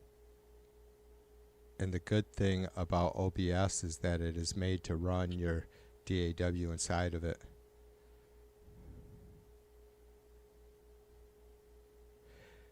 Yeah, I would like to get more organized, Jay, with it's going to take some, a couple bucks on some hardware, right, to be able to record tracks separately into my fucking basic PC. I mean, at the same time. That's what kind of pisses, I mean, my desktop has, I don't know, fucking 3 or 4, maybe 3 3.0 USB ports on the front, and then 5 2.0s on the back. So it has a lot of USB ports, but only one mic input. It's fucking ridiculous. I don't get it.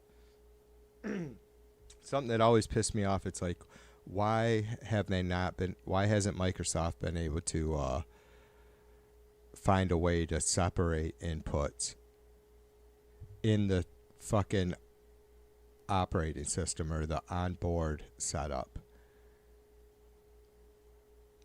Not like, the streaming software, you can have multiple inputs and control them separately, and obviously with recording software, but That's why I use this old Acer, because the mic input is real time feedback. Like I can play my guitar and hear it back in my headphones in real time. There's a delay in anything after this fucking model or whatever.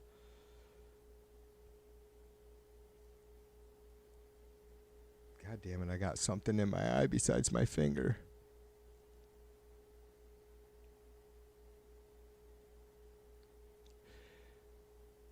Yeah, I like those blues riffs, like, 12 bar stuff. Like my cheesy version of Sweet Home Chicago.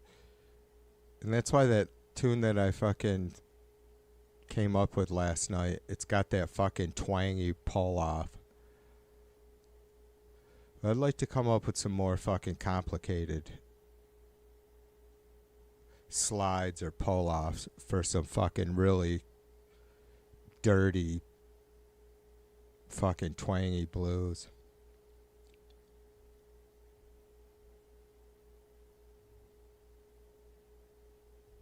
I like good melodic blues, and I like the fucking Cottonfield blues. I mean, you gotta appreciate folks like Robin Trower, and I think we went down a whole list of great blues players not long ago.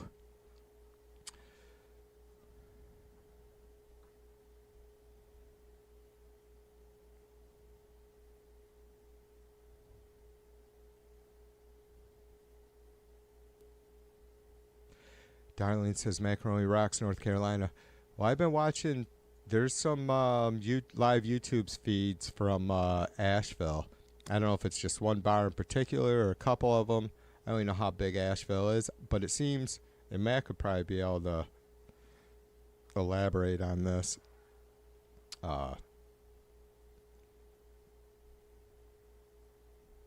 It seems like a really good music scene out there. I don't know how much of it's country.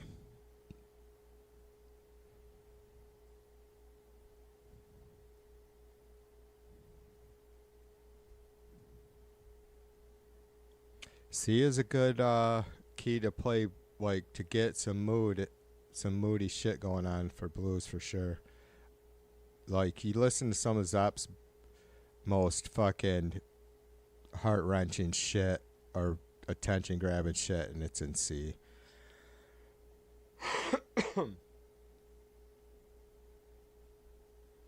Max says he's seen Robin Trower with about 200 people. Motherfucker is cool.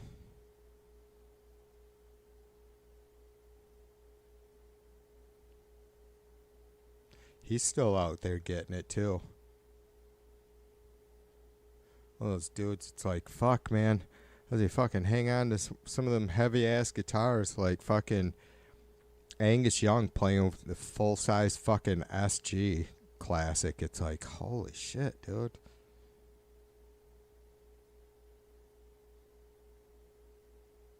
Or even fucking Jimmy Page not too long ago playing fucking, I forgot what the hell he called his double neck, but what a fucking tank.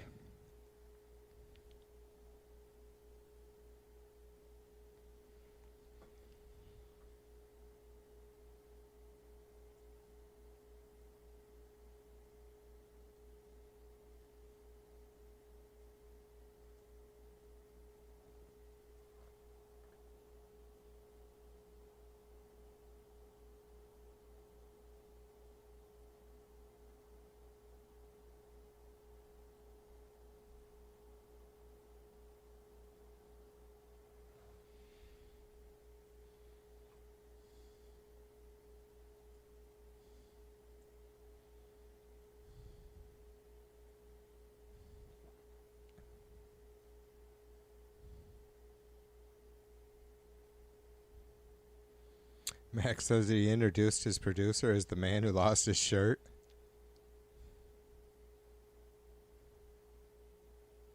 Investing in him or something.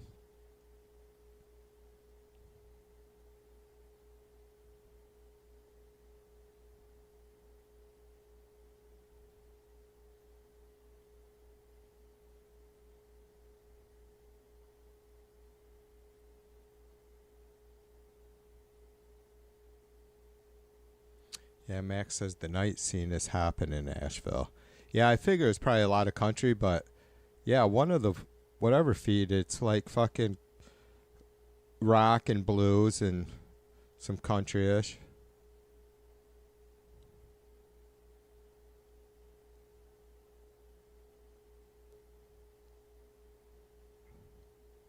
Oh yeah, yeah. Anything, Mac. Mix it up.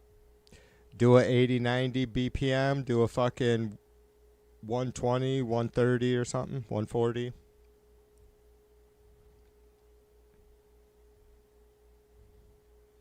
Yeah, that blues tune that I started out the stream with is 90 beats per minute. That's about as slow as I've got. I think that's got to be about as slow. I don't think I've ever wrote anything that slow.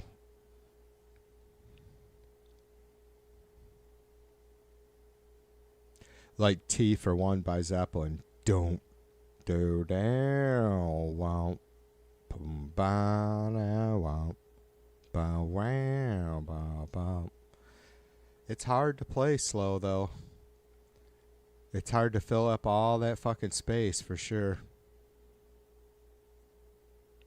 I mean, like with guitar leads.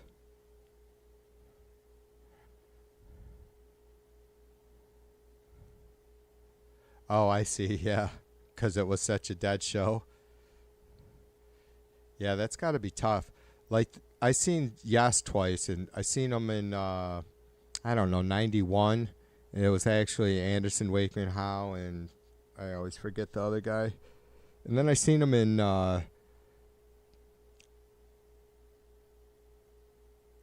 96, 95, 96. Me and Christina brought my sister and her husband for their anniversary to see Yes. And it was only half the stadium was full. Yeah, it's still like fucking kind of makes me feel sad. It's like I don't know. I guess what are you gonna do? You know, you can't fucking browbeat people into understanding who the real icons are, right? Like, I'm just blown away because they have no opening act. They didn't both times that I seen them. Same with Floyd. No opening act. Took an intermission and just put on an fucking incredible show that was crystal clear, clean, just amazing.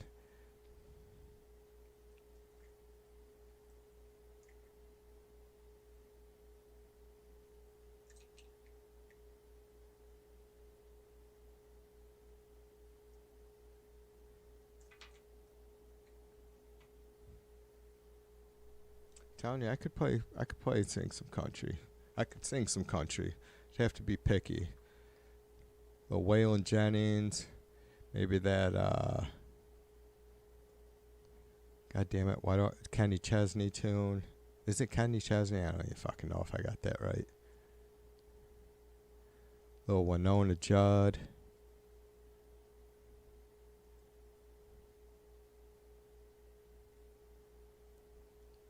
Some Charlie Pride.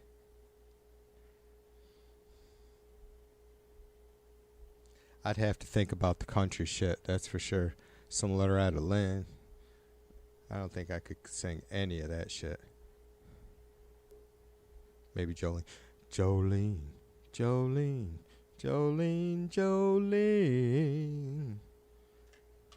I'm begging you, please don't take my man. Don't do do do do do do do do do.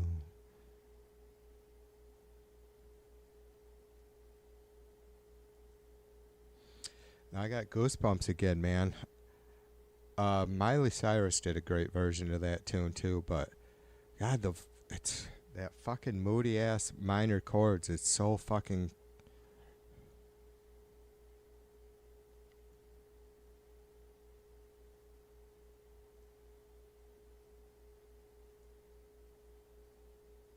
Emerald eyes and auburn hair.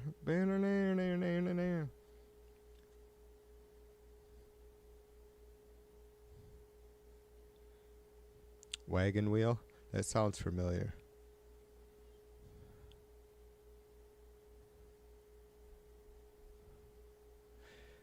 Darlene folds her clothes.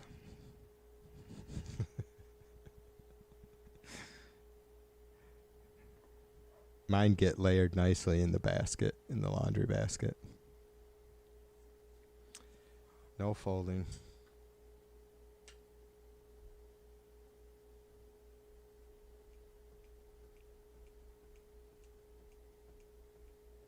Trying to think of some of the crazier fucking tunes that we might have did back in the basement days, because we were fucking punk rockers, but listening to shit like Johnny Cash and, you know, picking apart or, you know, recalling stuff like fucking Ghost Riders in the Sky and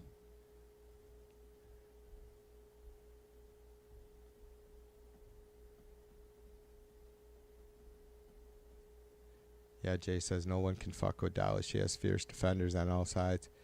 Yeah, she is just, man. Well, she's got the whole package, right? And I don't mean physically, not to be stupid funny or funny stupid. She just fucking maintained an incredible attitude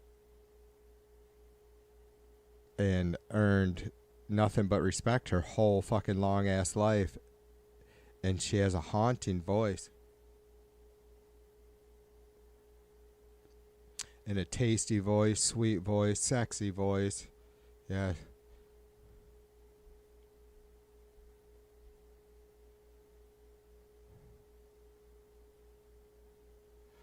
God, what's another one? Coat of Many Colors. That's a pretty cool tune.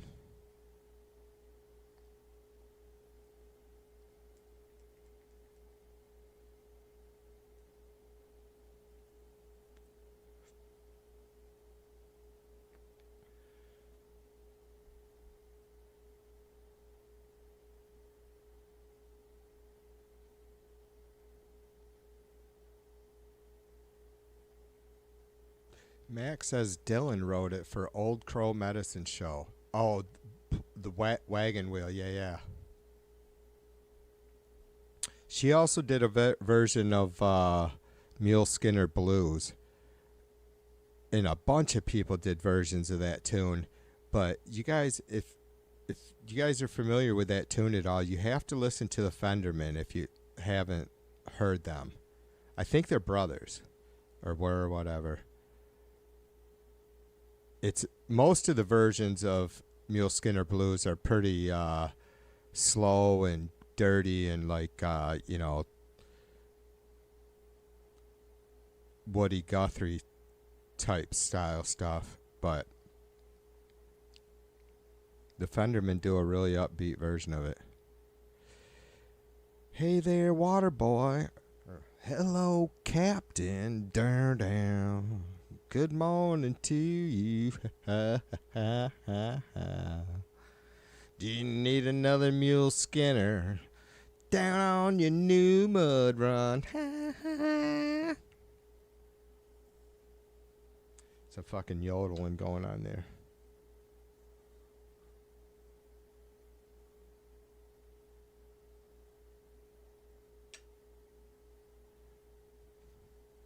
You like to know what Dolly thinks of Trump? Probably the same thing everybody does. I mean, I gotta assume his supporters. I mean, the people closest to him have to see more. I don't get it, Mac. I'm frustrated. I'm fucking pissy now, goddammit, because like.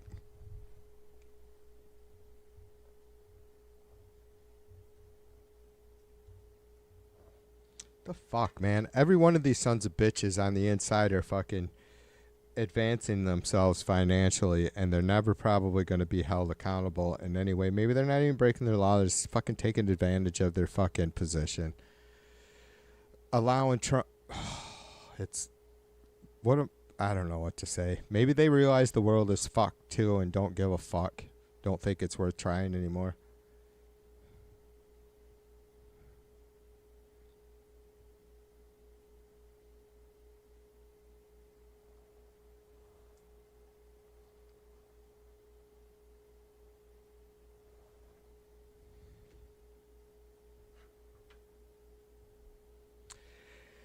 Good morning, Captain.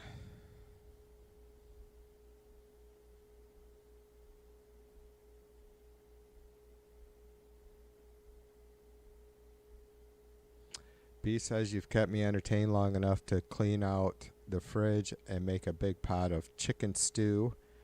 2 birds with 1 stone. You're welcome, B. That's what I'm here for, is to keep your ear filled. I can see that though, like fucking scrubbing away. What in the fuck is this idiot going on about now? For fuck's sake. I got to get this fridge clean so I can go tell TV what a fucking dipshit he is. So I can ask him, what the fuck is he talking about? B hurried up and cleaned so she could come back and get some more guitar 101 lessons.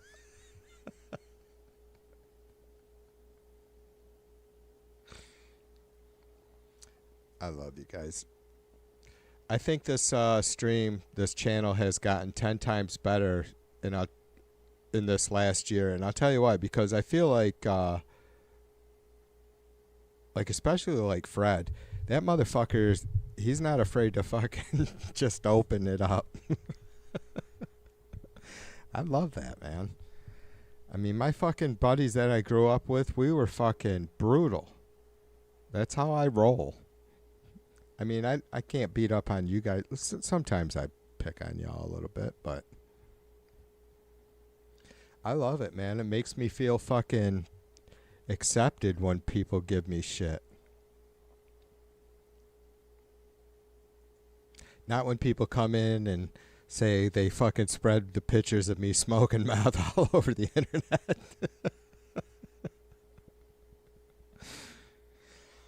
Fucking hilarious.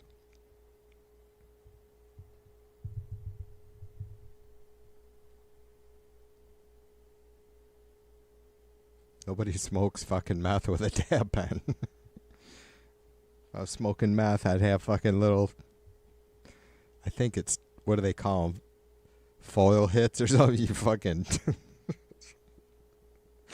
bend up a piece of fucking tin foil and put your fucking shit in it and burn it. God, the dude before we bought this place, we were in between houses renting. And it was out here, but it was like one of those fucking all rental streets. It was a dead end street, and it was just, you know, the fucking hood in the country, right? Jesus Christ, my neighbor was crazy times, I'll tell you. He wasn't out there doing foil hits. He's the one who fucking told me about that shit. Fuck, would be laying blocks doing foil hits in the morning. I'm like, what the fuck is a foil hit? And you fucking smoking fucking your rocks on I'm like, what are you smoking rocks for, motherfucker? It's like snorting cocaine was plenty bad enough.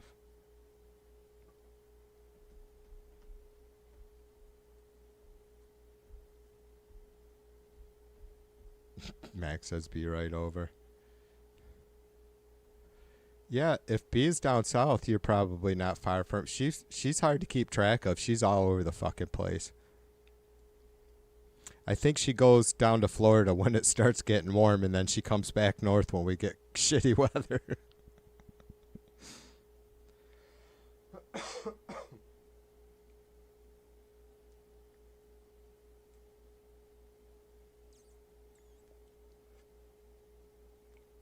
So what's happened, you guys?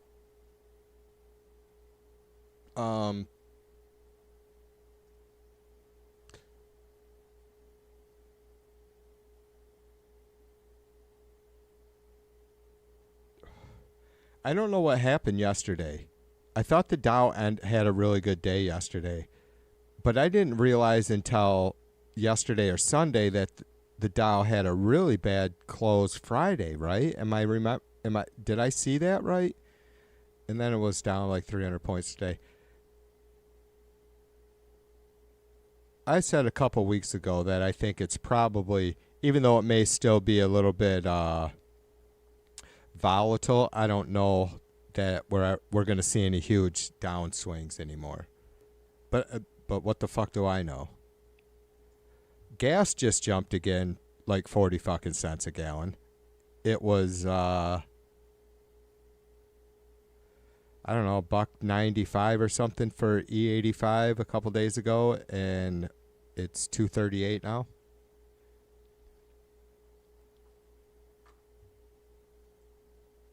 It's funny how the fucking price jumps so fast when there's going to be a change in the oil, in the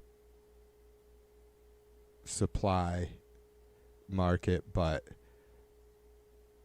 it never seems to drop fast when there's a supply increase anticipation.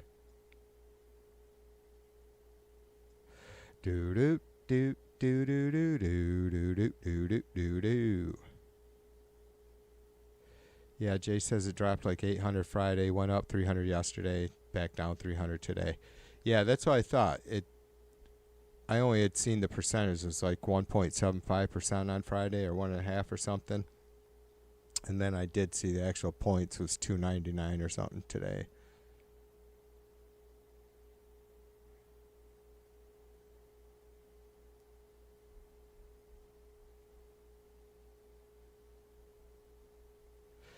Yeah, it's all sketchy. I don't know. I mean, really, the only thing that ever affects me is these huge swings in gas prices.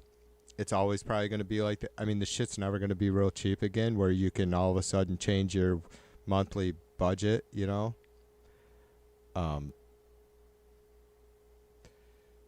It's just, I mean, it's not make or break, but it affects us. I mean, we drive a truck, so you're talking, you know, $10 or $15 a week difference in how much you spend. It does add up at the end of the month.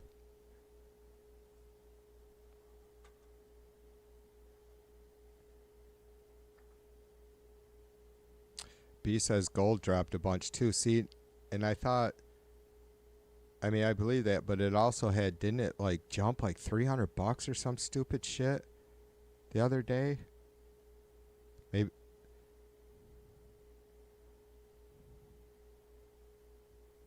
And what was the deal?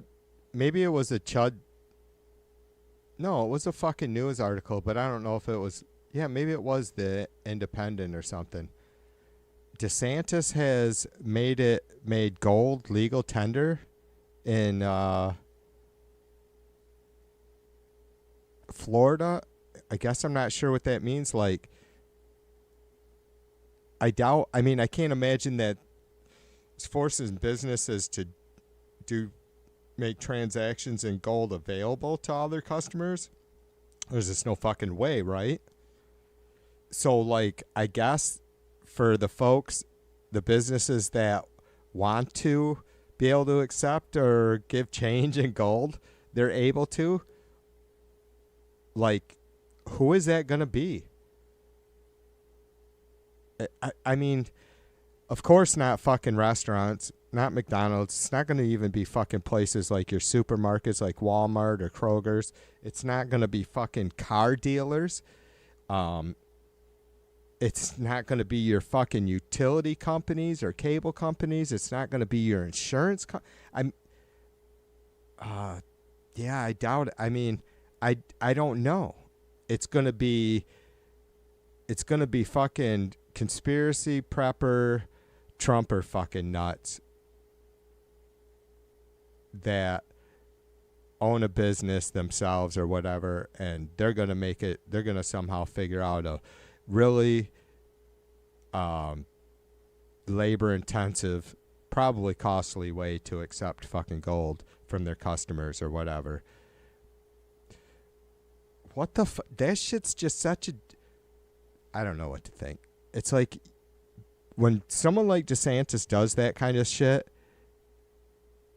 I'm not sure. I obviously can't speak on what his fucking goal is or motive is. But for sure, it's going to encourage people, whether they participate in making their purchases with gold wherever they can from that point on or not. It's just going to ramp. It's just going to feed their fucking psychotic fucking mindset, right? Like, my guess is I mean, for fuck's sake, how many people are going to be willing to pay with gold? How many people can?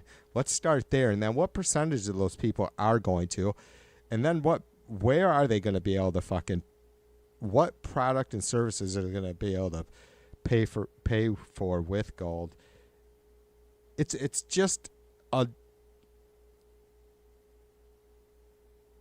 it's a fucking fake concern from DeSantis. It's like, look at me trying to be serious about stuff.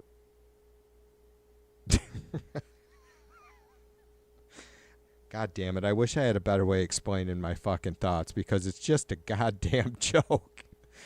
Isn't it a joke? It is.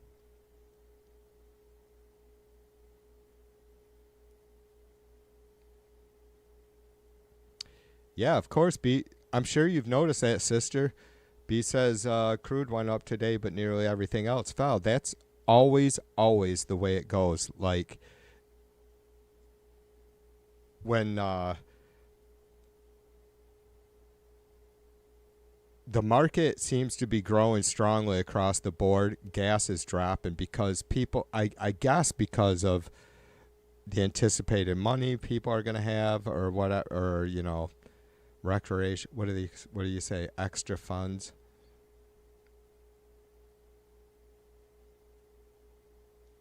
Yeah, exactly, Jay. There's like a whole fucking lot of issues, right? Jay says, what are people going to do? Fucking weigh and inspect your gold for purity? It's like there's already, from the most legit fucking companies, right, selling coins, there's already issues with these different legit companies having different standards, different purity. It is. It's a, and nobody will. It's like, I don't give a fuck. There's so much bullshit. I don't know if like fucking DeSantis is fucking pissy that he stopped getting attention. Like, his career's over after his governorship. I don't know how many times you can run in Florida for governor, but like, he's not running for president again. Well, he can. He might. I don't know. But it's like, what the fuck, man? What? You don't have bigger battles to fucking fight down there? And why his concern with, I mean, is it not fucking crazy that an elected official of the United States of America, especially maybe a governor and or up, he's basically fucking saying don't trust the U.S. currency. And look, anybody that's fucking doesn't have their head up their ass or just knows a little bit understands that, yeah, our currency is fucking, you know, fluid. There's a lot of sketchy aspects of it, but what the fuck is he getting at? I mean, our currency isn't backed by gold, so what the fuck? How is that going to make any fucking difference or make anybody's lives down there any more secure? I don't understand.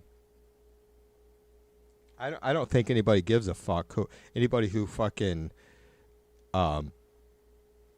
is all in with DeSantis's fucking gold fucking thingy dingy is understands. I don't think they give a fuck. I don't think they're concerned with whether it makes sense or not. Freedoms.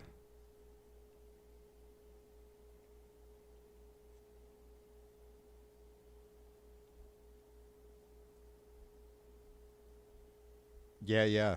Gold up, stocks down, right? Because it's more substantive, right?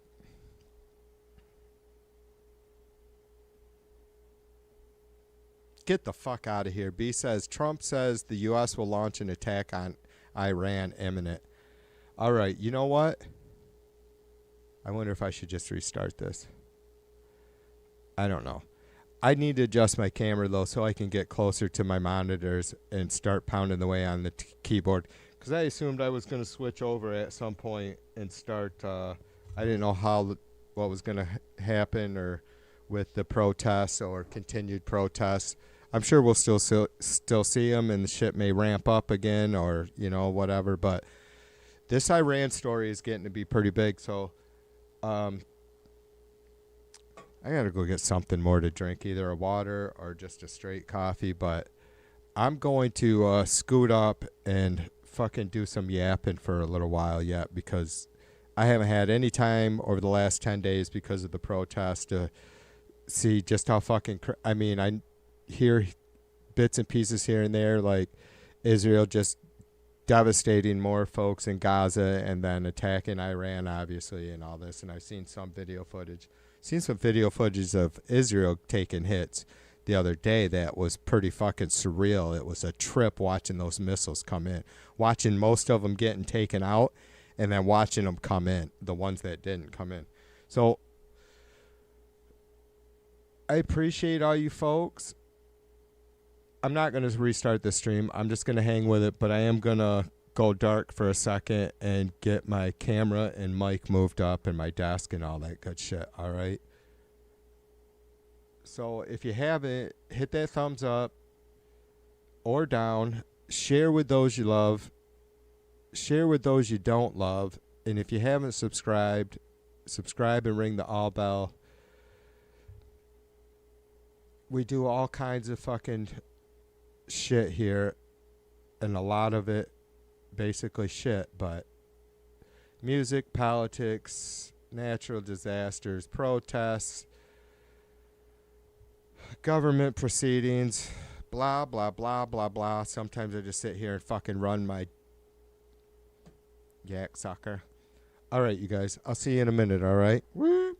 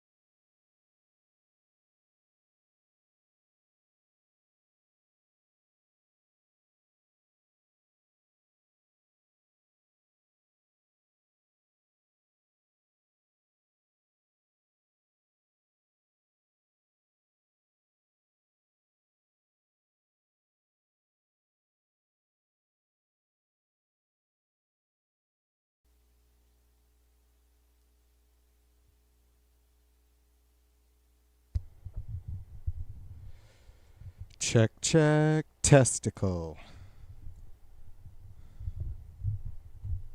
4, 3, 2, 1. Isn't this a lot of fun?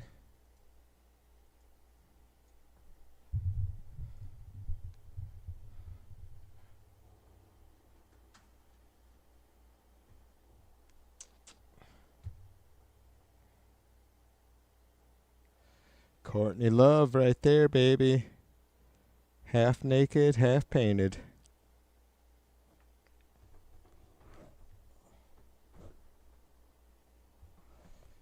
All right, let's see if I got some audio. And I do.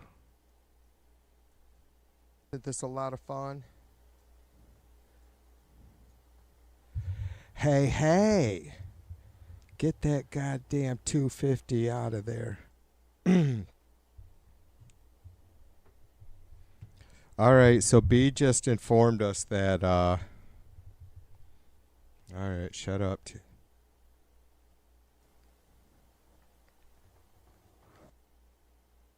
All right, let's see if I got some audio. Jesus, shut up, TV, you fucker.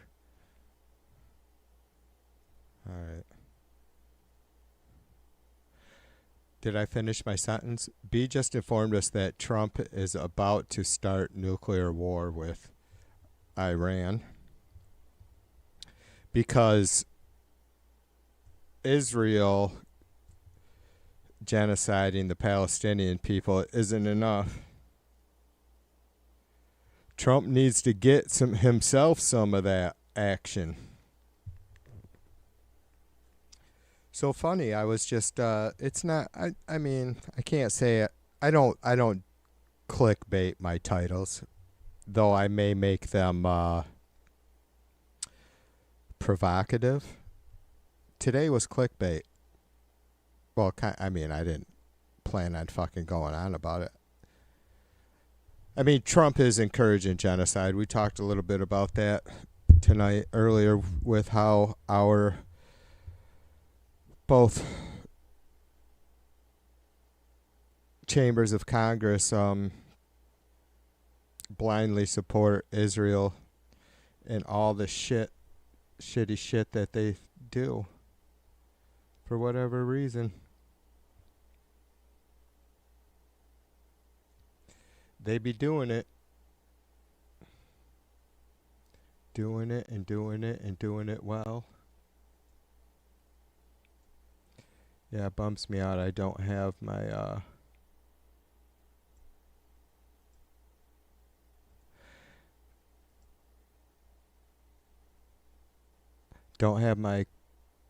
I deleted my fucking countdown clock to the midterms. I just have to make another one eventually.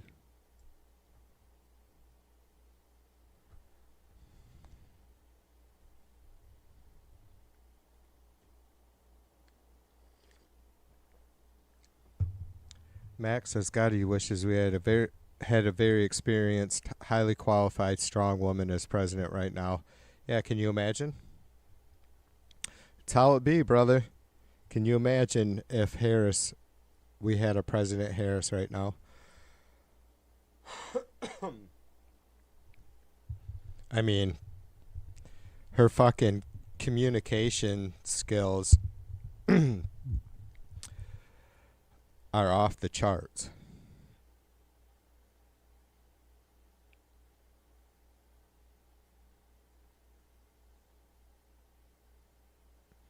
Jay says if Trump uses a nuke on Iran, Russia will have to use a nuke on Ukraine.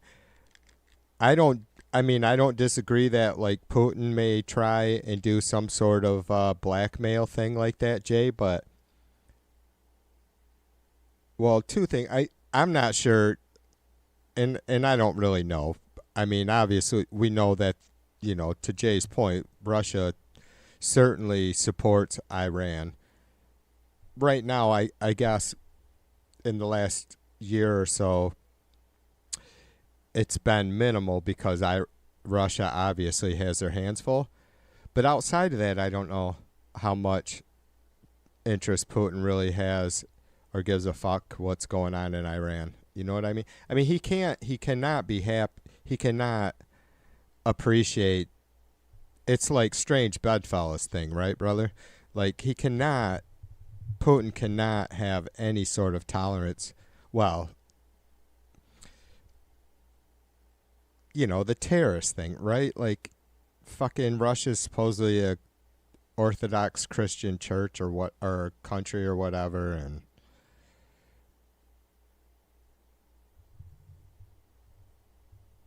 I mean, you do what you have to do on the big stage, I suppose, but I'm just saying, like, ultimately, I can't imagine Putin has much fucks to give about Iran other than certainly it plays to his benefit just being able to fucking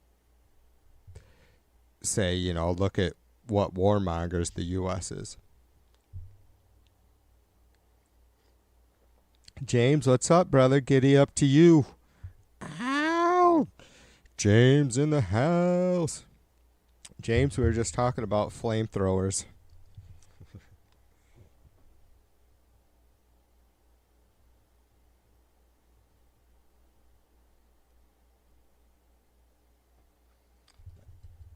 There's got to be an 80s metal tune like that already, right?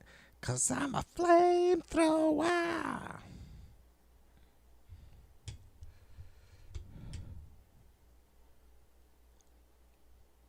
I have seen no chuds tonight, James, but that doesn't mean they weren't here.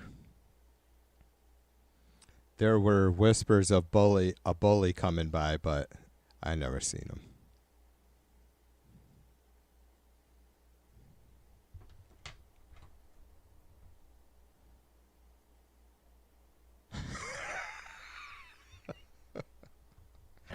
James, I love you, brother.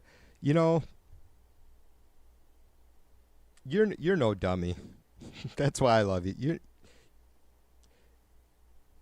I think you get to a point with friendships like we have and I have with some of you folks and some of you guys have with each other. It's like you fucking know.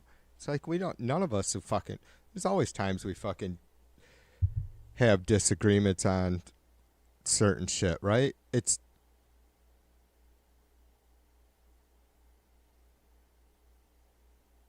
James, you don't know how you do know how many times. I'm sure you do, because I just know your heart. You do know how many times today that I kept questioning myself why we're fucking ripping it up over there. I'm like, God damn it, Troy, the guy's a complete piece of shit. Anybody who is a Trumper is just a complete pile of fucking shit. And it's not that easy for me to say that. And it's certainly not easy for me to just put any one group or any, taking any sort of fucking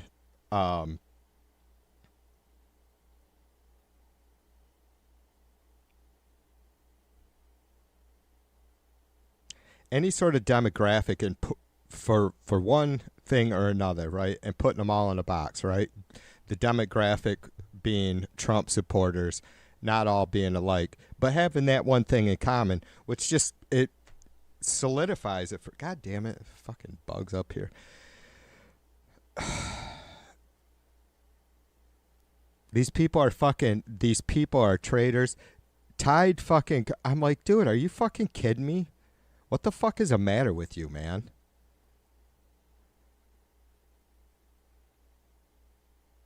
I'm like, this son of a bitch wasn't just a fucking loudmouth. He was like Robert. He was a fucking loudmouth coward that did every day, spent every fucking minute of his waking hours fucking putting anybody who wasn't a Trump supporter into a fucking box. And I'm just like, but yeah, sorry, James. I didn't mean to get all serious on you. I agree. That was fun. Fuck T-Mac. Fuck around with a tractor. It was probably messy, I would assume. I don't wish death on anybody, but I have not even begun to choke up over T-Mac's fucking passing. Not even a little bit. I just, what do you, It's like fucking feeling sorry for fucking Hitler or something. You know, yeah, T-Mac didn't fucking kill a bunch of Jews, but he was all about it. He's all about that sort of mob mentality.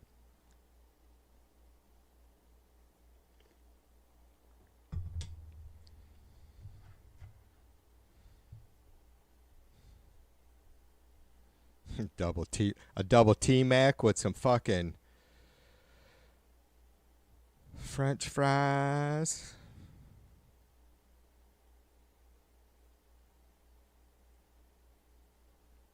Yeah, Max is subject to change anytime. That guy is a pile. He would fucking block me and comment on my fucking videos. It's like, whatever. I don't even remove that shit. I don't know if you guys are able to go see. I have no idea what videos I'd have to look, but any of these people that are fucking shitty, posting shitty shit on my fucking posts, on my videos or whatever after they post, I leave all that crap up. The only way I can see it is when I go into my analytics. When they're here in chat, I don't get notices saying, you know, so-and-so commented on this video, blah, blah, blah, if they had blocked me.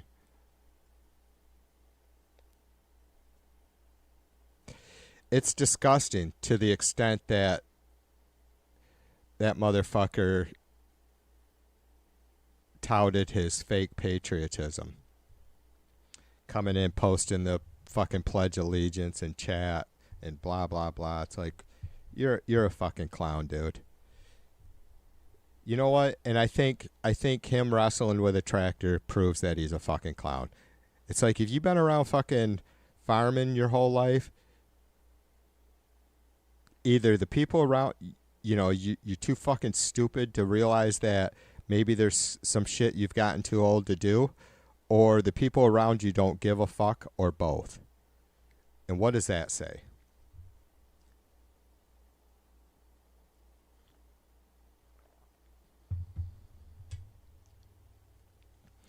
James says, TV, I ain't forgiving these pieces of shit, no matter what. The cruelty, the damage they have done and continue to do is simply unforgivable. I'm with you 100%, brother, and you know it. Yeah, I'm not trying to like justify. Maybe I was trying to justify me being shitty, not because I felt guilty, but because, you know, it's not cool just to go around being a fucking, or calling fucking shots on people that just got ran over by a tractor unless they fucking deserve it. T-Mac was a human being. I'm sure he did some really fucking nice things from time to time, but none of it fucking makes up for being a fucking being subhuman. I mean, I there's no excuse. I don't give a fuck what you've done. It was like that idiot that who was, James, you might remember, who was that? Kenners. That motherfucker claimed that fucking fostered 128 or over 100 kids or something, him and his wife, and had adopted over a dozen of them through the years. It's like, dude, please tell me that isn't true. I mean, the way the motherfucker would talk, it's like, you gotta be fucking, you're just full of shit. You're just grandstanding. I mean, for fuck's sake, my father-in-law is one of the most solid. I mean, I don't fucking sit there and prop up. Like, I look up to him as much as anyone, any man in my family. Not saying that I don't have good men in my family. I'm saying that's what an incredible guy, you know, Mrs. V's dad is. Just, it's boring shit. But I really love people, and I'll tell you, and you guys know what I mean. There's so many people, only so many people. You meet a lot of great, fun people. Like, we always have a full chat of them here, but just certain people strike you, and for whatever reason, right? He's one of those guys. Incredibly, incredibly humble and giving and strong. And he could, you know, he was at Christina's little sister is adopted from China. She's, I don't know, I've told you guys before, she lives down in oh, I don't know if it's maybe it is Sarasota. She's a marine biologist, right? So, but Christina's dad couldn't adopt here in the States because he was 50 years old at the time, or just over 50. I don't know how old my sister-in-law is. She's 22 or 23. I think she's like a year younger than our middle son, which is her uncle, or which is her nephew.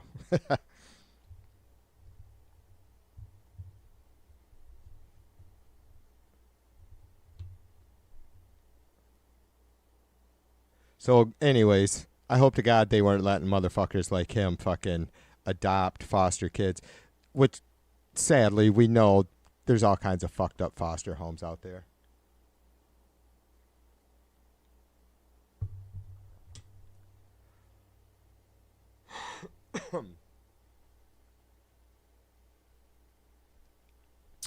Um, B asked where the death info may come. It was either Lala or Peaches. I think it was Lala. I don't know. I don't know. Peaches. Now, if it came from Lala's a fucking lying bugger, but for whatever reason, I can tell like she's just completely fucking over the top dramatic when she's, making up her stories. But Peaches is always fucking wacky. But I definitely don't see Lala saying she had heard from T Mac's wife and that he had died if that hadn't happened. Not at all. Maybe about one of us libs, right? That maybe she might lie about one of us dying, but the friends they had wrote maybe it's a Truth Social thing, B, where you can private message other members or something, and his wife supposedly had replied back.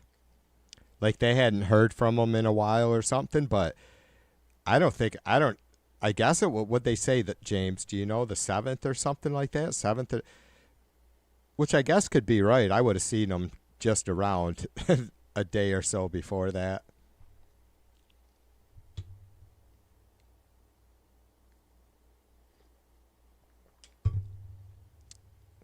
Yeah, right on, James. I've only gotten into a little bit of that story last night. James says, can you imagine the families of these two poor souls in Minnesota and what they're going through? They are the lowest form of life ever. I don't care what anyone says. Agreed. Yeah, B, for whatever reason, none of us really have any proof of it, but it seems like a legit story. Who knows? Maybe it was T-Mac writing back saying maybe he was fucking checking out of social media. Seems like it'd be a little extreme, but I'm just saying. I mean, anything is questionable when you're dealing with the chuds. Right.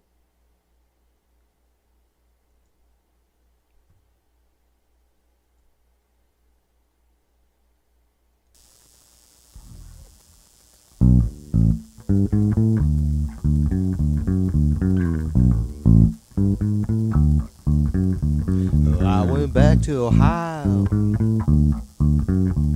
but my city was gone. I was stunned and amazed.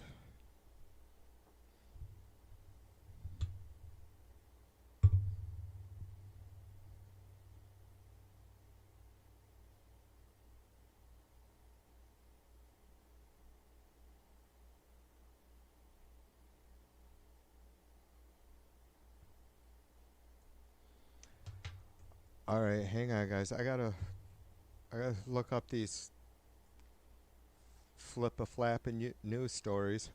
I wanted to see.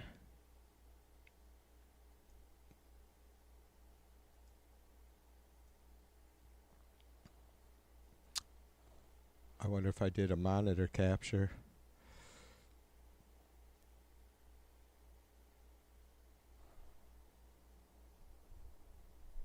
I'm gonna kill one little fucking fly. I'm about to fucking start blowing holes in the walls in a second.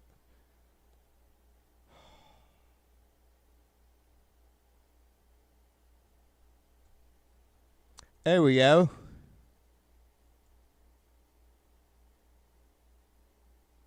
Huh?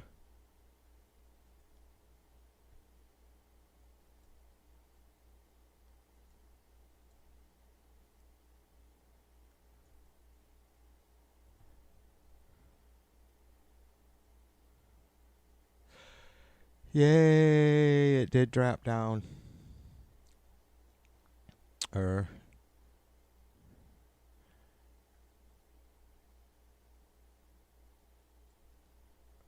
Oh, but I don't want the whole freaked myself out there for a minute.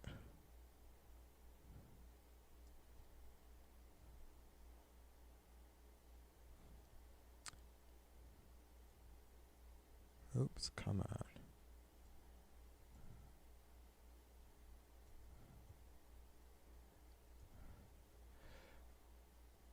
That's probably not going to work. It's going to keep fucking looping.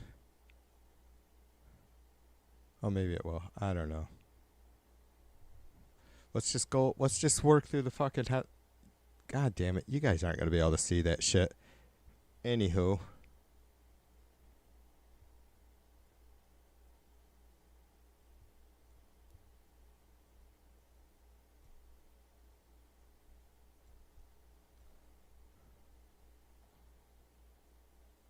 Oh, maybe. All right.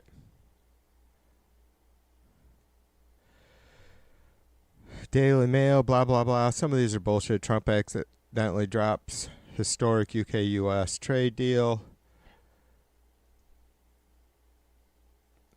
American Dream is no longer buying a house. The American Dream is paying off debt. I don't know if that was meant to be a funny, but White House condemns Jim Acosta as disgraceful human being after he jokes about Trump's dead ex-wife. Fuck, she's lucky. She fucking got out. Trump took her out though, right? Didn't Trump kill her or something? Push her down some stairs? I'm gonna fucking get you, Buggy.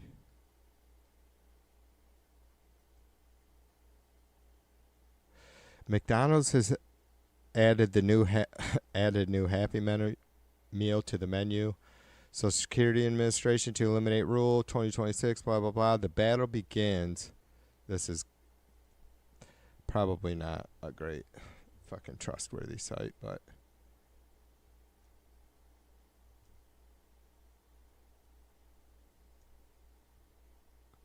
all right.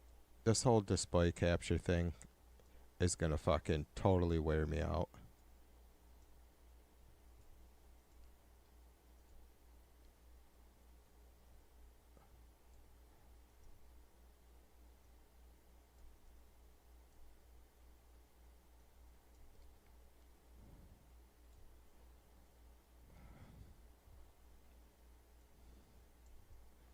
I was set up for protest streams and music. B has been harping on me about doing some fucking music theory and all that stuff, so if you guys are anxious because I'm still trying to fucking get organized here, I had to change my whole rig around because we love Be Nice. B's another one of those troopers that should fucking give hell. Should take it too. The battle begins. Khomeini. Why all of a sudden am I going to struggle to pronounce that? Responds to Trump's threats amid possible U.S. attack. This is a 2-minute read. This is...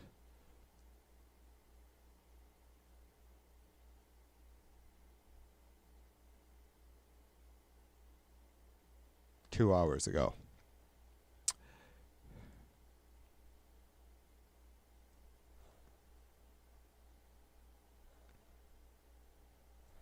Oh, God, I'm gonna fucking lose my goddamn mind with this mouse.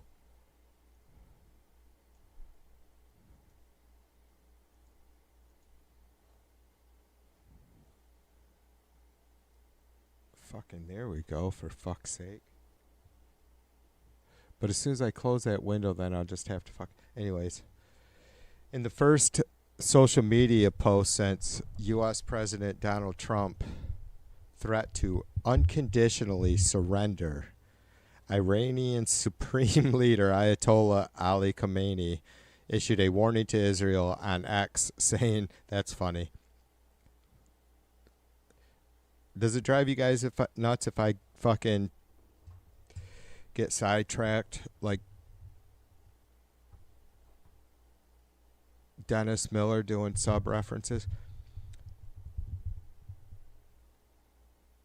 It's funny that they communicate on X. Anyways, the battle begins, says the Supreme Leader Ayatollah Ali Khamenei. Ali returns to Khyber, the Post says, according to a translation by the Iranian international news outlet. The statement is a reference to the first Imam of Shia Islam and his conquest of the Jewish town of Khyber in the 7th century, reported to the Times of Israel. That was a mouthful, or I'm just struggling. The post includes an image of a man holding a sword entering a castle-like gate with fiery streaks in the sky. That's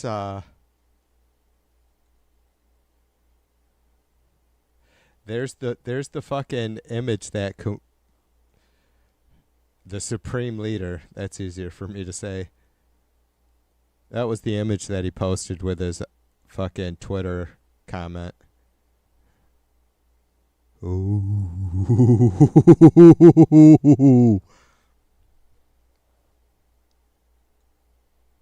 The fuck are we doing? What am I doing?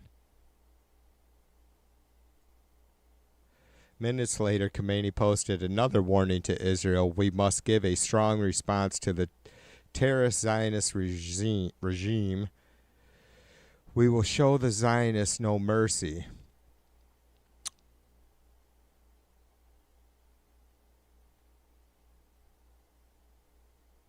Meanwhile, after the G7 summit early, Trump met for 90 minutes with his National Security Council on Tuesday afternoon, so this afternoon, to discuss the conflict, a White House official said.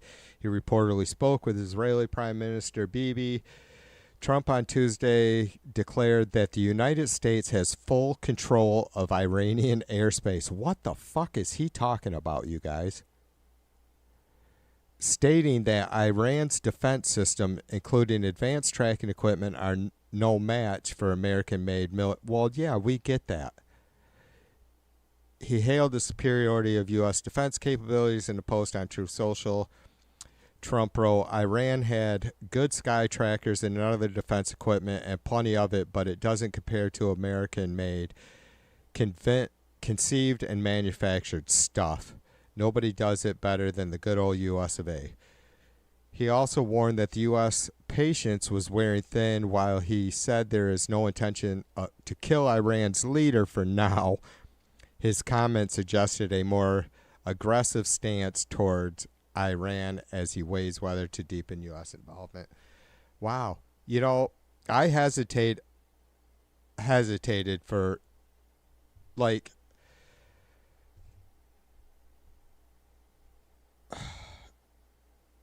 Putin is such a terrible, terrible person, right? I mean, literally, he's responsible for slaughtering children. He's responsible for the tens of thousands of his own young men that he sent into a fucking death machine. And I was pissed at one point, like, why isn't someone in the world taking this guy out? Because, you know, we can. Not just us. And obviously that's a really slippery slope, and it's a... But I don't know. I mean, I have to believe that I suppose someone like Putin would have the ability to take out, or immediately, I guess I would assume that he would have the ability to take out a U.S. president. But then again, maybe not. I mean, look at how he struggles trying to off people like Alexei Navalny. Though he sadly was successful with that eventually. But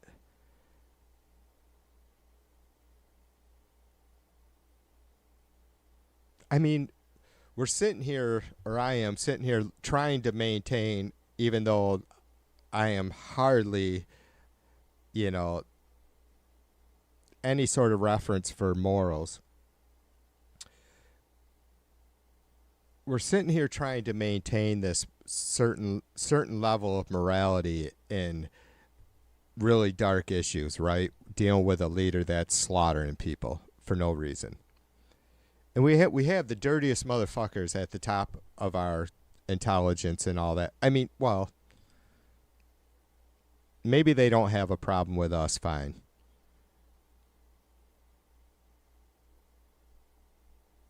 These are unique folks, right, that take on these kinds of problems and determine if there's a solution or not, what that solution is.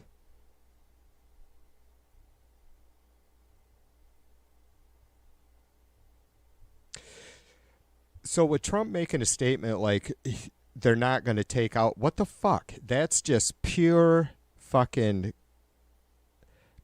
pissing contest, right? When he doesn't need to. It's such a fucking joke. Like, this guy actually probably thinks that his comment was edgy and that these sons of bitches in Iran are doing anything, but they may need not even bother chuckling, might just be complete fucking fodder to them. Like, you know, like Trump saying that we're not prepared to take out their leader at this time. Like, those words themselves are no different than anything else Trump or anybody else in America says. Like, it just doesn't, it's just fodder, right? But that fucking dumbass Trump probably thinks he's edgy, probably thinks he fucking really got him worked up and they're going to have a hard time sleeping tonight. It's like they are fucking warriors. Putin isn't a warrior. These people will sacrifice their own, just like Putin has. But these motherfuckers are themselves are warriors through and through. I don't know.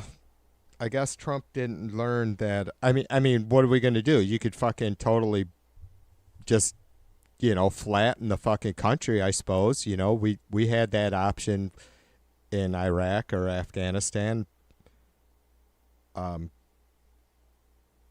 But short of that, we lost. And you're not gonna like stop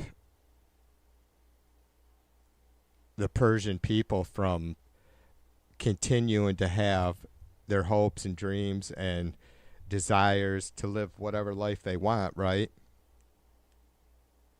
By fucking, no matter how many you slaughter. I mean, you have to take every last life before you kill that dream.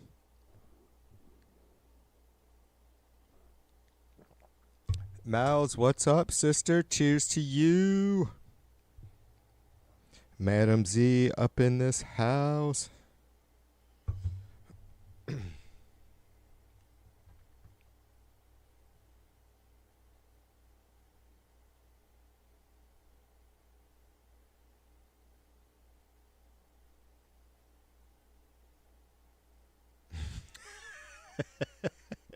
Mel says, I just opened up when I heard the chia. Chia. Would that be cool? Was there something already like... Is there already a chia pet like that, Mel's? A fucking mohawk, dude? That'd be great.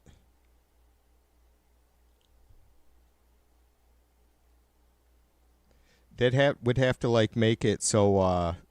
I can't remember how those things work. Do they get put inside hole? They grow out of holes, or... You just spread it on top? I don't know. Mine's getting thin though. We'd have to, if we did a punk rocker mohawk chia pet, it'd have to put half the seeds in the package as a normal chia pet. Mel's, or we could do one with a chia beard too.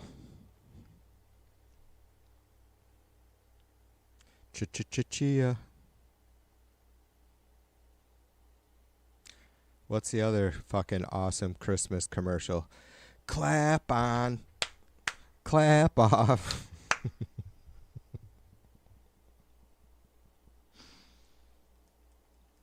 This is what happens when there's fucking 10 days of intense protests, very little sleep, and then fucking not playing the guitar for a fucking, I don't know how long, 3 weeks, and then being like, oh fuck, I gotta play the guitar, I'm gonna lose my fucking mind more.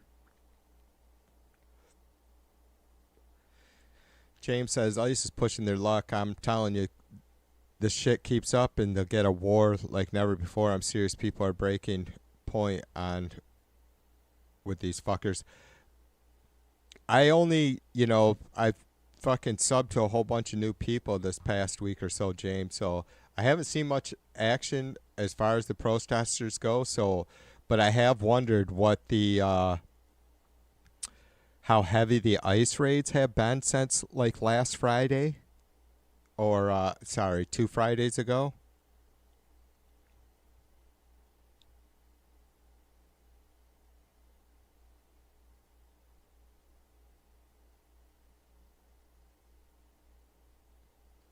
Oh, Dark Brandon? Yeah, I've seen that, Mel's. I don't know if I'm sub to him, but I've seen that. Don't they do a lot of cool animation stuff?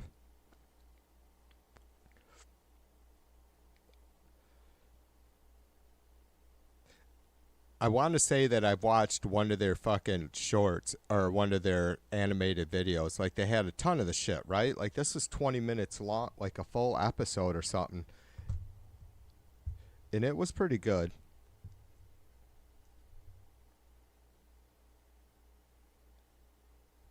James says, look at the Brad Lander arrest.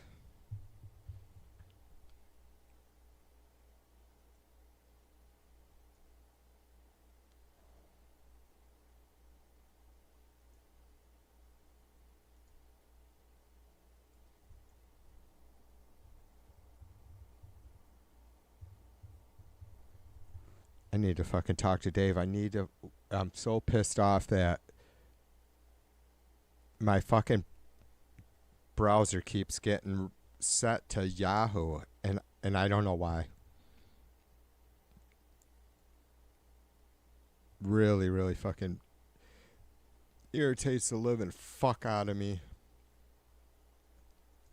'Cause Yahoo is a sketchy ass bitch for one thing.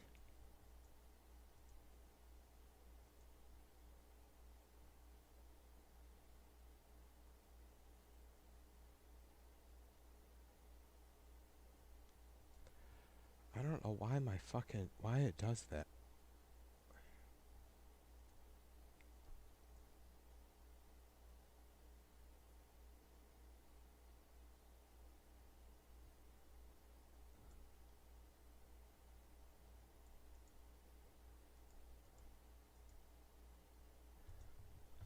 Strange.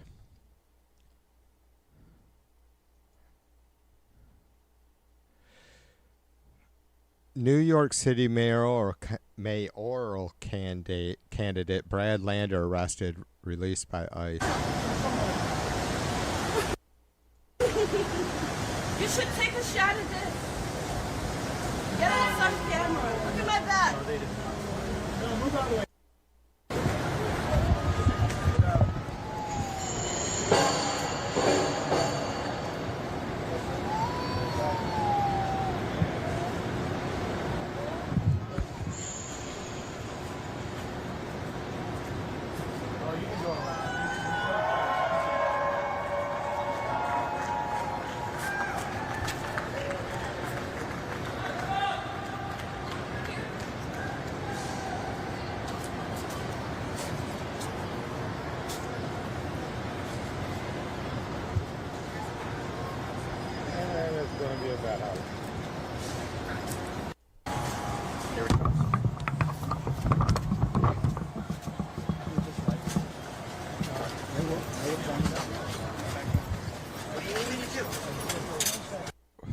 Sorry, guys. I'm trying to find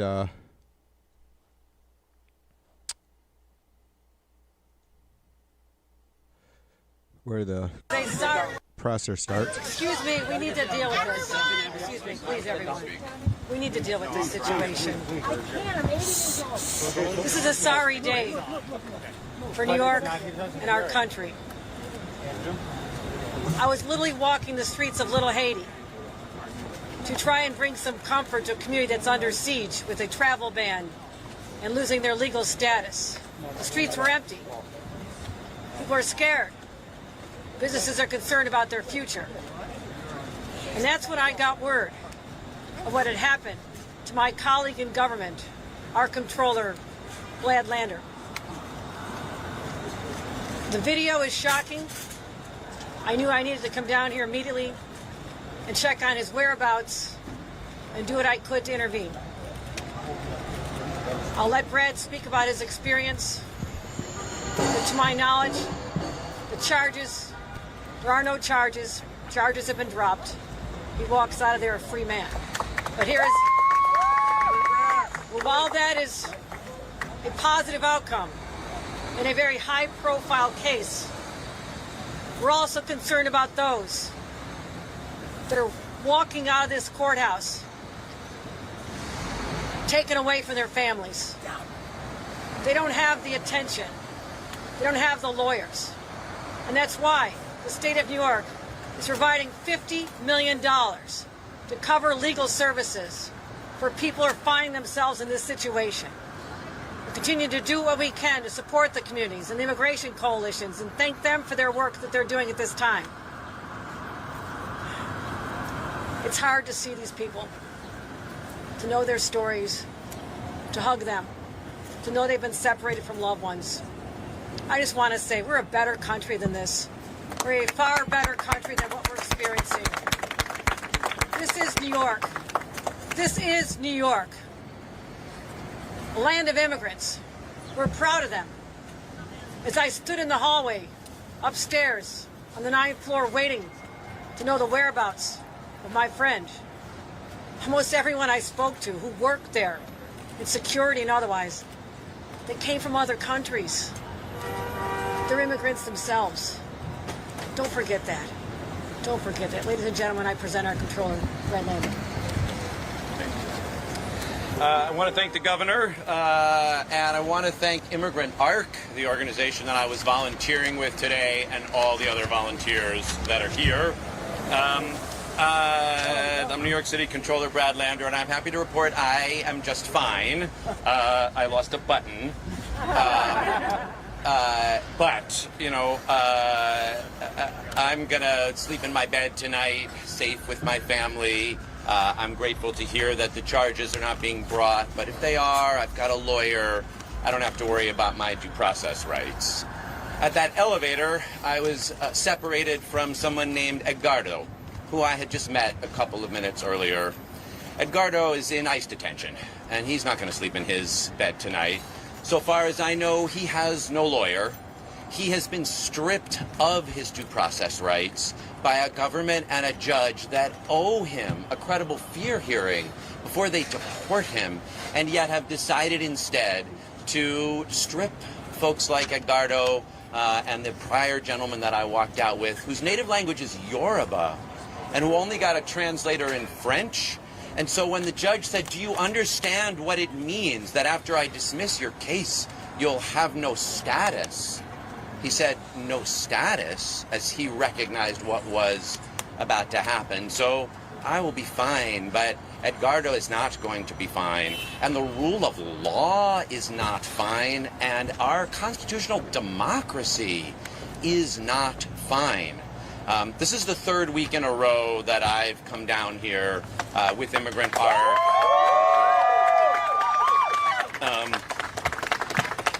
to accompany families out of this building. And before today, I had walked 4 families out, all of whom were afraid that they were going to be detained by ICE agents, and yet who were able to walk out of the building, even though they had had their cases dismissed and are subject to expedited removal, but were nonetheless able to get out of that building and at least get back to their kids, get back to their families, try to figure out what's next.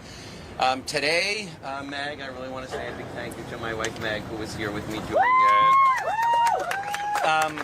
Meg and I were able to walk out a family of 4 beautiful, what, did you get their names? No, so 4, like a mom, a dad, a 5-year-old, and a 4-year-old. Beautiful kids. Meg's Spanish is a lot better than mine, so she took their names. They have 1 week. The judge gave them 1 week to come back and talk about why they fear being deported to their country. And so we're certainly going to follow up with them. We got their number and are going to make sure that at least they get as much help as we can provide, as New York City, as New York State can provide to help them avoid being separated or being detained. But then when we went back upstairs, again, we had these next 2 cases, this Yoruba gentleman and then Edgardo, who we just tried to walk out of the building. And I think you saw the video. All I tried to do was just hold Edgardo's arm and ask the ICE agents, do you have a warrant? And they would not show me the warrant. And I said I'd let go of his arm as soon as they showed it to me, and they did not. All right. Hold on. Yeah, I couldn't see you guys' comments because I need like 5 more monitors.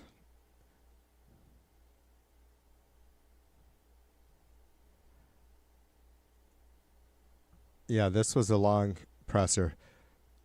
I'm pulling up your other link a second, James. Oops.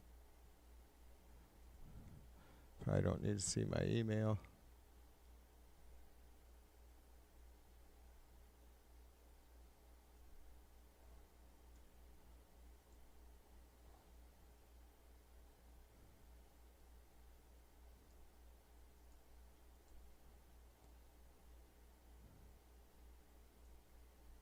How many people live in Iran, by the way?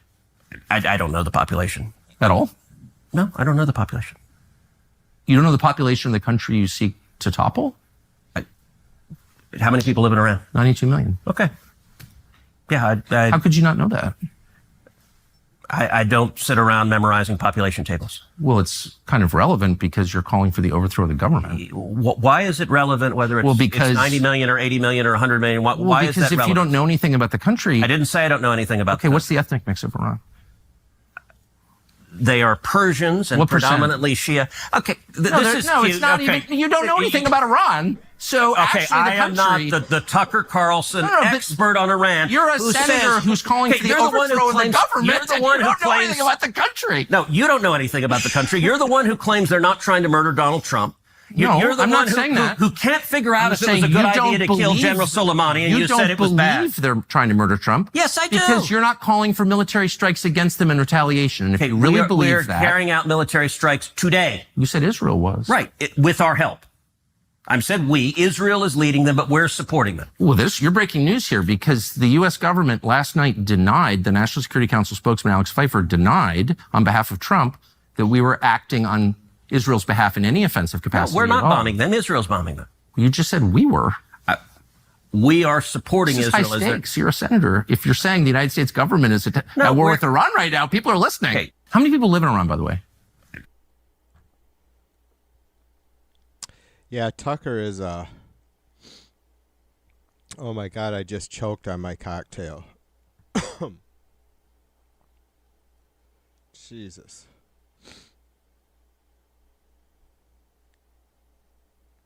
That was a tough one.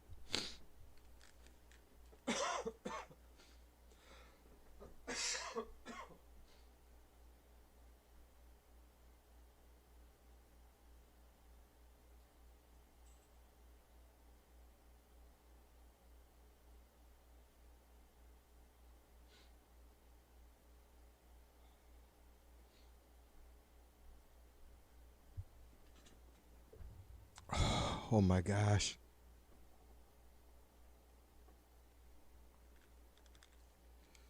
I started fucking choking, and then I had to, then I fucking sneezed, and now my eyes are watering. My nose is running.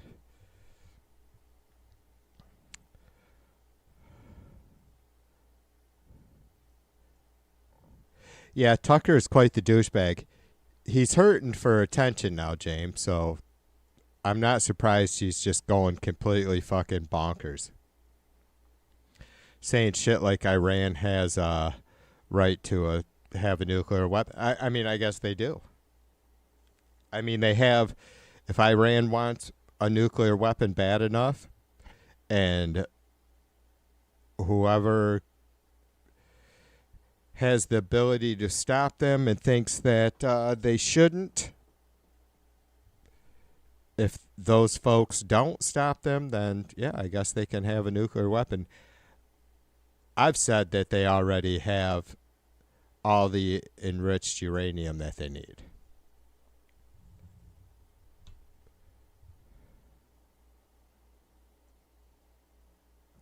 I understand that it's not an easy thing to do. They're capable.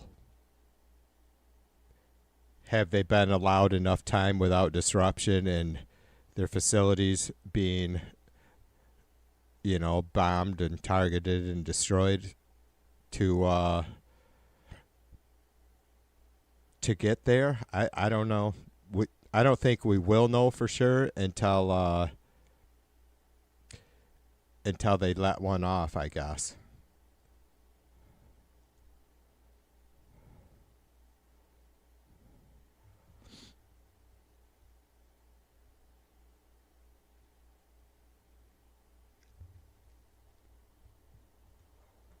Yeah, they're going to eat each other. Like, we've seen it with, Bannon and Musk and Laura Loomer and Joe Rogan and, whatever, anybody on the right. Tucker Carlson. Well, too, like I say, especially like Tucker Carlson, I mean, his goal, he has, his mission is to make money, obviously.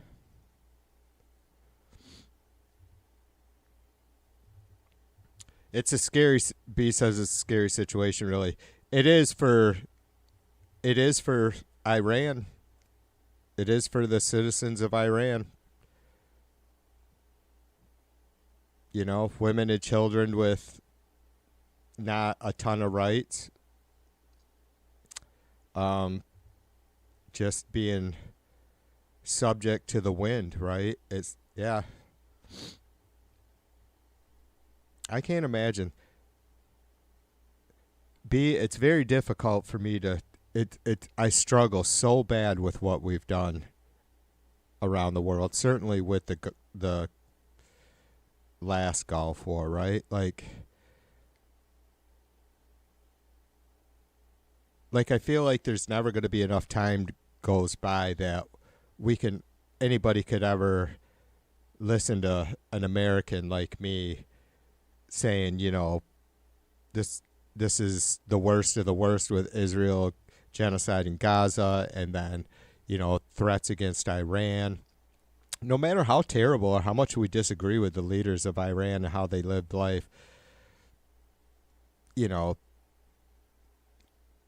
I'm well aware of how, terrible the insane shit they've done through terrorism and all that. It's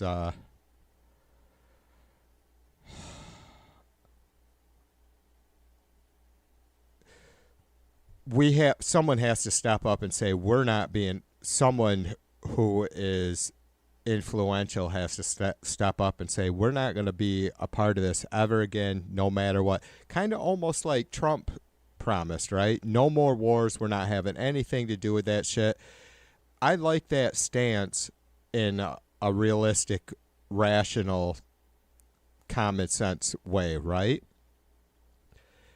We're not going to be able to avoid conflict, and there's going to be tough decisions, and we're going to continue to make mistakes, but there shouldn't be making it, shit like invading Afghanistan and Iraq were not mistakes.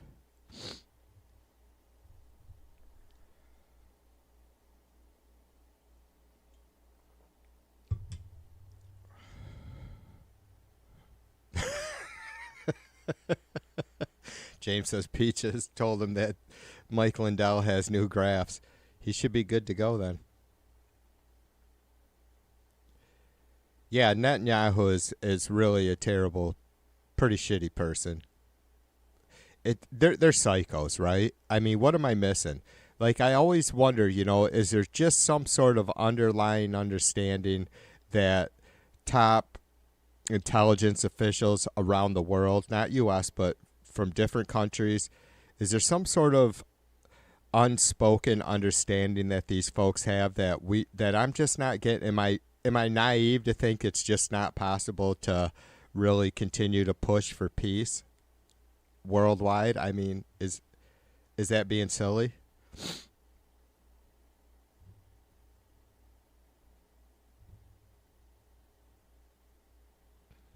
Yeah, right, James. I feel you, brother.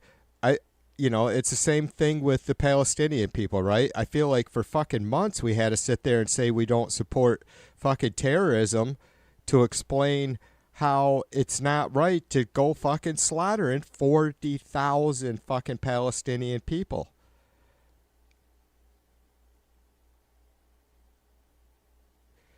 So yeah, I feel you, brother. I know you're not taking. I'm not we're not defending the, like I just mentioned, the terrorism that Iran supports, or we're not like defending or supporting their religious beliefs or their their how they govern their country.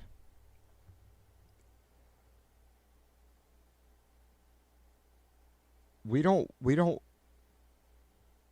and I know James is basically what James is saying, we don't condone at all. That's a really soft way of putting it, what Israel is doing in Gaza, and or just just blasting people in Lebanon, now blasting Iran. Who knows where else they've struck? Possibly targets in Syria. And then for us to do the same thing to Iran, right? Like, just it's we could bomb the shit out of them, and like I said, unless we kill every last Iranian, our biggest threat from them is still going to be a weapon that they're always going to be able to deploy, and that's terrorism. Yeah, exactly. Many children. I don't want to be a part of that shit. Makes me sick to think of how many fucking innocent people, hundreds of thousands of innocent people that America is responsible for killing in Iraq and Afghanistan. To really know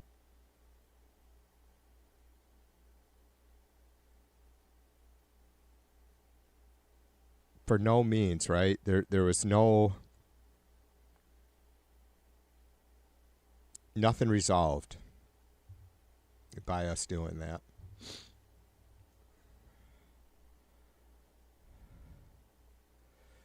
Yeah. Well, James, that's part of too. That's something that I've been wanting to get on. Is James says that Israel stopped Greta Thunberg and the flotilla from bringing food to people in Gaza. They were clearly not a threat to Israel. But James, and you probably know this, like the fucking 2 distribution centers that Israel has set up in Gaza, like basically it's a concentration camp where they're claiming to they're drawing people, instead of like in Germany where they rounded up people and trained them into the concentration camps. Israel has forced starvation upon the Palestinian people to the point where they are now willing to go to these distribution centers, which I call concentration camps, because it's the only place they can survive. And it's anyways, James, those distribution centers, the security there is being provided by private U.S. companies. I'm fucking sick and furious, dude. It's purely money. It's like, how do they do it, brother?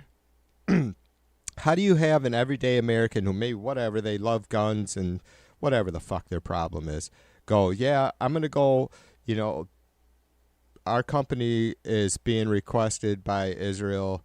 The pay is going to be incredible. We've all seen those stories about what people get paid to work over there in certain situations, whether it's security or humanitarian relief.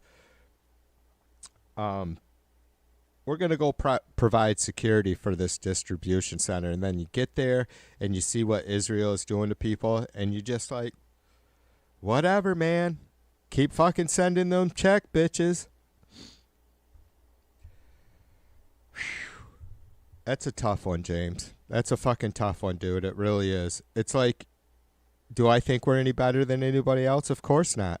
Do I think that we should be trying, always acting as we are being, we're influenced, like how you act around children in a sense, right? Are we acting like someone we would look up to by fucking doing that shit?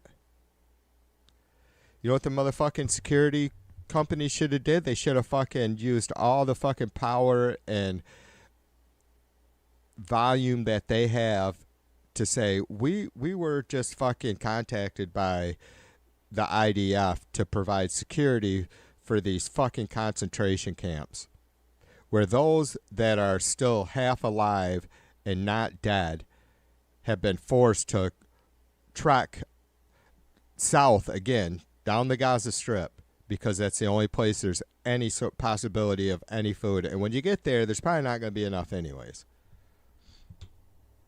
Laura, what's up, sister?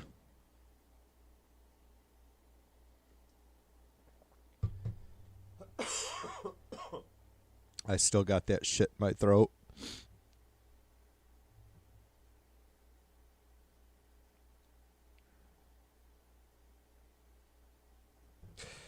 Angela, what up, sister? Ange says, James, the IDF killed 50 people today because they were trying to get their flour off a truck. Yeah. That's it, Angela. I don't know if you just came in or if you caught my comments about the private American security companies. Yeah, it's just bullshit, Angela. You know it. They're just, I don't know, like, who's going to say or do anything? I don't know why Bibi, and it's not that I want this to happen, but why hasn't he just fucking slaughtered all of them? I mean, you have to start to think that he's already considered that, and he would rather see as many of them suffer for as long as possible first, before they die. He's a twisted motherfucker, man. He just easily just as twisted as Putin, without a doubt.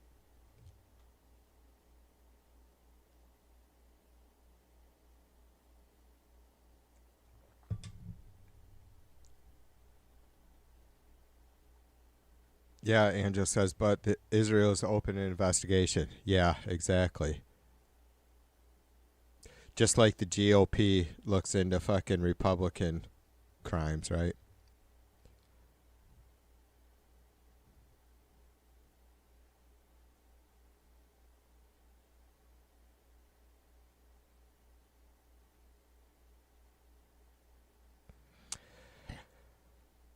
It's really bad, you guys, is it not? How the whole fucking world is sitting by, and we don't know what to, like, the countries who have the who don't really necessarily have the ability to put an immediate end to Israel's bullshit, like, they don't know what to do. And I don't blame them. I don't know what to do either. Like, just fucking go through my every day, going through my fucking daily routine while the horror, I mean, you guys know, we can't even put ourselves in those shoes, even though as adults, fairly fully functioning adults most of the time, we get it. We understand the horror of it, but not quite the way those folks do, right?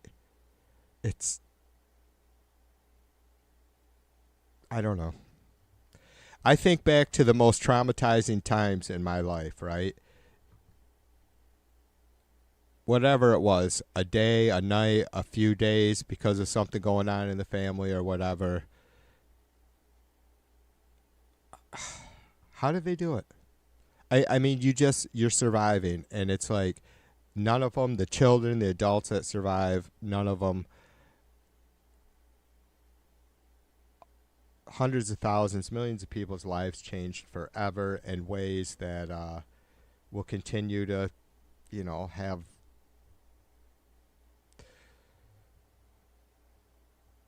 repercussions just because society has to fucking deal with this.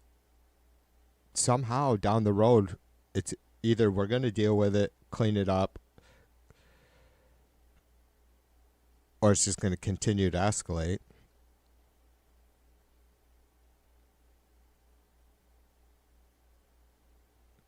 Yeah, Angela. That's true, Angela.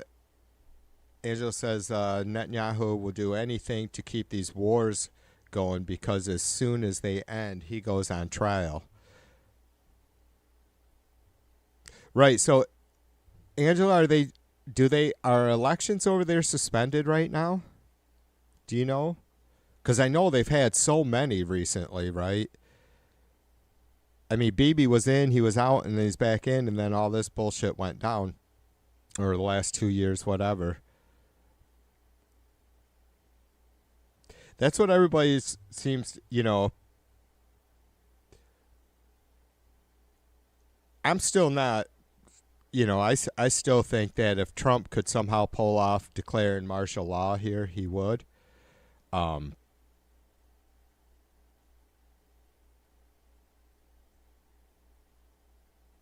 I guess, I don't know if he was hoping for something like that with this protests recently, but yeah, like, the biggest, I haven't thought too much about it because it just seems like, I don't know if, I suppose he would have to declare martial law before any possible way of pausing elections. So I just figured that pausing elections would be, 10,000 steps beyond declare martial law, but I guess one would have to happen first. That shit's just not going to fly here. So I don't know if that would be Trump's way of... it sucks he's so old. Honestly, I almost wish Trump was 10 years younger so he could still stand trial when he's out of office. I don't give a fuck what John Roberts says.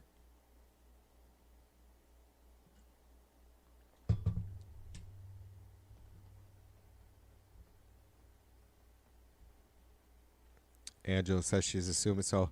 Yeah, it must be the case that Bibi isn't able to be replaced at the moment.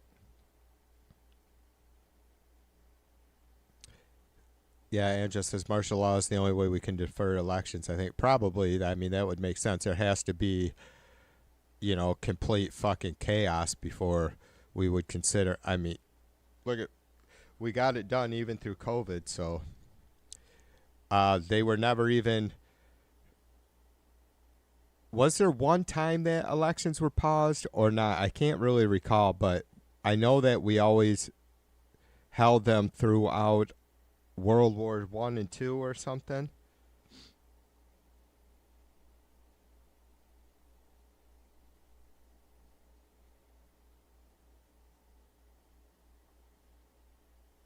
Yeah, Max says just like Trump indicted, or in office, indicted back in office again.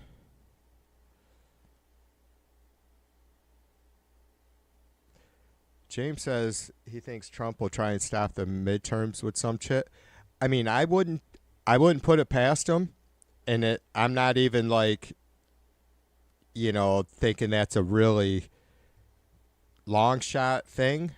I mean, I believe for 100%, James, that's one of the things that are first and foremost on Trump's agenda right now is figuring out a way, which is just strange because of his age. But I guess then again, if he's completely fucking bonkers, I wouldn't doubt if this son of a bitch has never thought about death. Like he knows that it's coming, but if he doesn't think about it, he don't have to deal with it. And so maybe he thinks he could be in power forever, or he's just really as needy as we all know he is and just wants a lot of ass kissing, like just wants a lot of praise. And so he's going to set up all these fuck sticks under him to fucking, or would try to set up all these fuck sticks under him for fucking,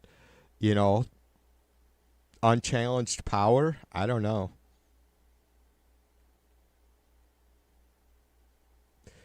Yeah, I don't disagree with you at all, James. I do believe that I think there's a really good chance that he will. I don't know how to put, I just wonder what he has to gain, but that doesn't make sense, does it, for me to be rational in that way? Like, there's nothing for Trump to gain by declaring martial law, but it doesn't fucking matter. Like, there doesn't have to be anything in it for him. He just likes fucking throwing his dick around. I don't know.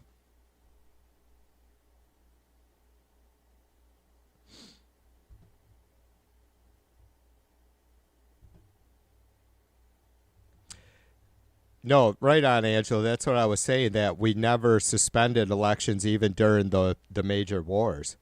Angela says, I looked it up. Never has an election been delayed or canceled. See, for some reason, I felt like there was one occasion, but it wasn't like because of civil unrest or anything. Yeah, so if for 250 years or however long we've been had a general election, to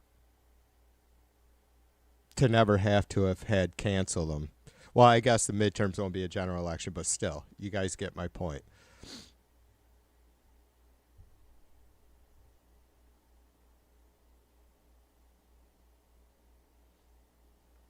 It's funny too, Angela. I love my fucking cheesy history doc so much. Like, think about back in the day when it would take a month for someone's votes to get to DC, right? Before they could even start tallying them.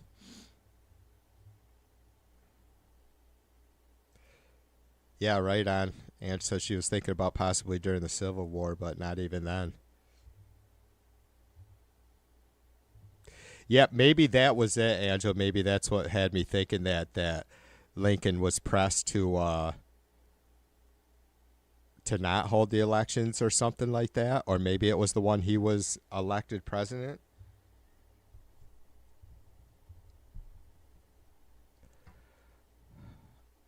I admit I get my shit mixed up sometimes.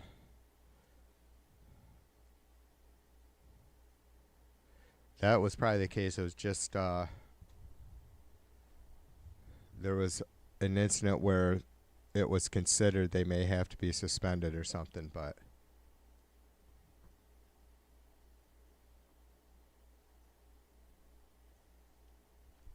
we've came a long way in so many ways, and then at the same time, it's just mind-blowing how, with the size of our country, the advancement of technology,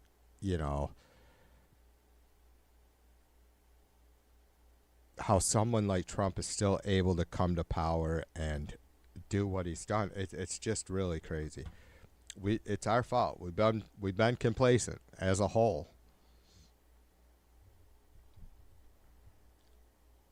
I mean, clearly we have, but fucking everyday folks like most of us aren't out there fucking doing Wile E. Coyote fucking evil genius plans, right? So we just fuck, you don't want to sit there and constantly be assuming that you can't trust anybody around you, that your neighbor's fucking Boris and Natasha, right? Seriously, like, that's how this shit got to be where it is, because most everyday normal folks don't assume that there's this huge fucking growing plot by the extreme right to fucking fuck everything up. But there was.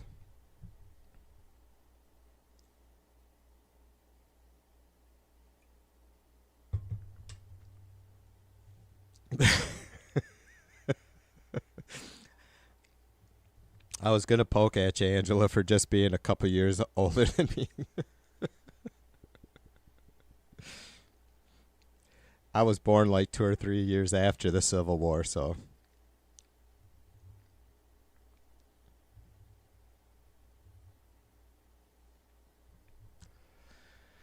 And all I want to do is chew some gum.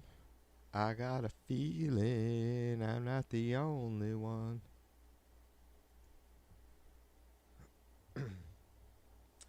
Every day is a winding road. Jesus fucking Christ.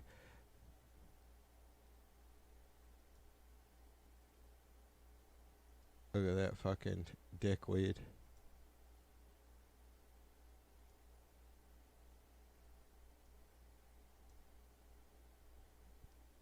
FBI Director Kash Patel feeds 2020 election conspiracy theories with documents about unverified tip. Where are the Trumpers, you guys? How come no Trumpers want to come in here and explain to TV? Because, look, I'm trying to be humble. I am humble. I do not have the capacity to wrap my head around why 5 fucking years later, this fucking kooky ass and he is a kooky ass bastard. I mean, just a crazy son of a bitch. For fuck's sake, look at him.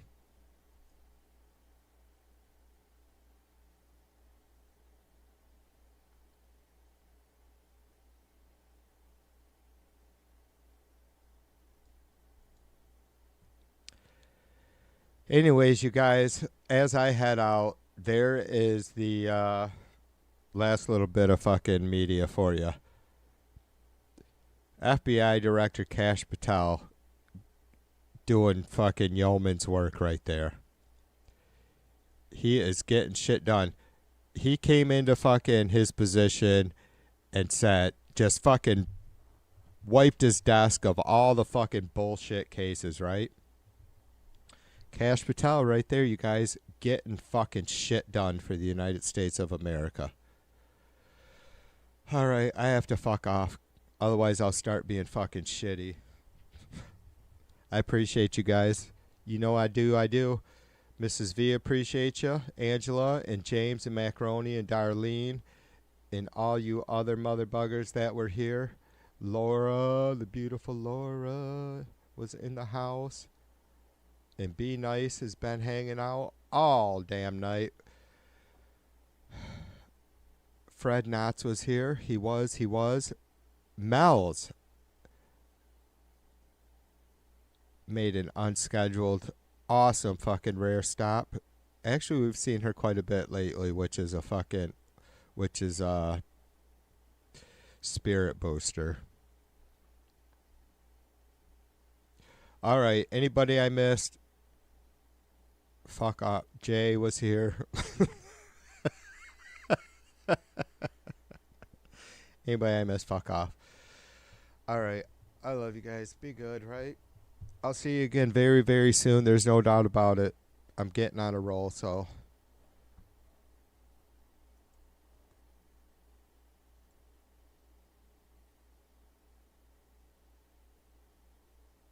Oh, I lost track what I was doing there.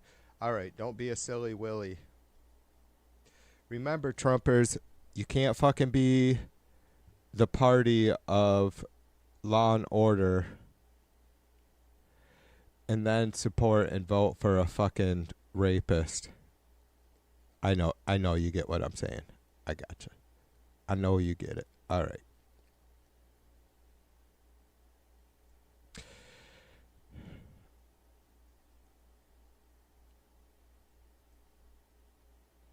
Be good. Peace and love. TV2 out.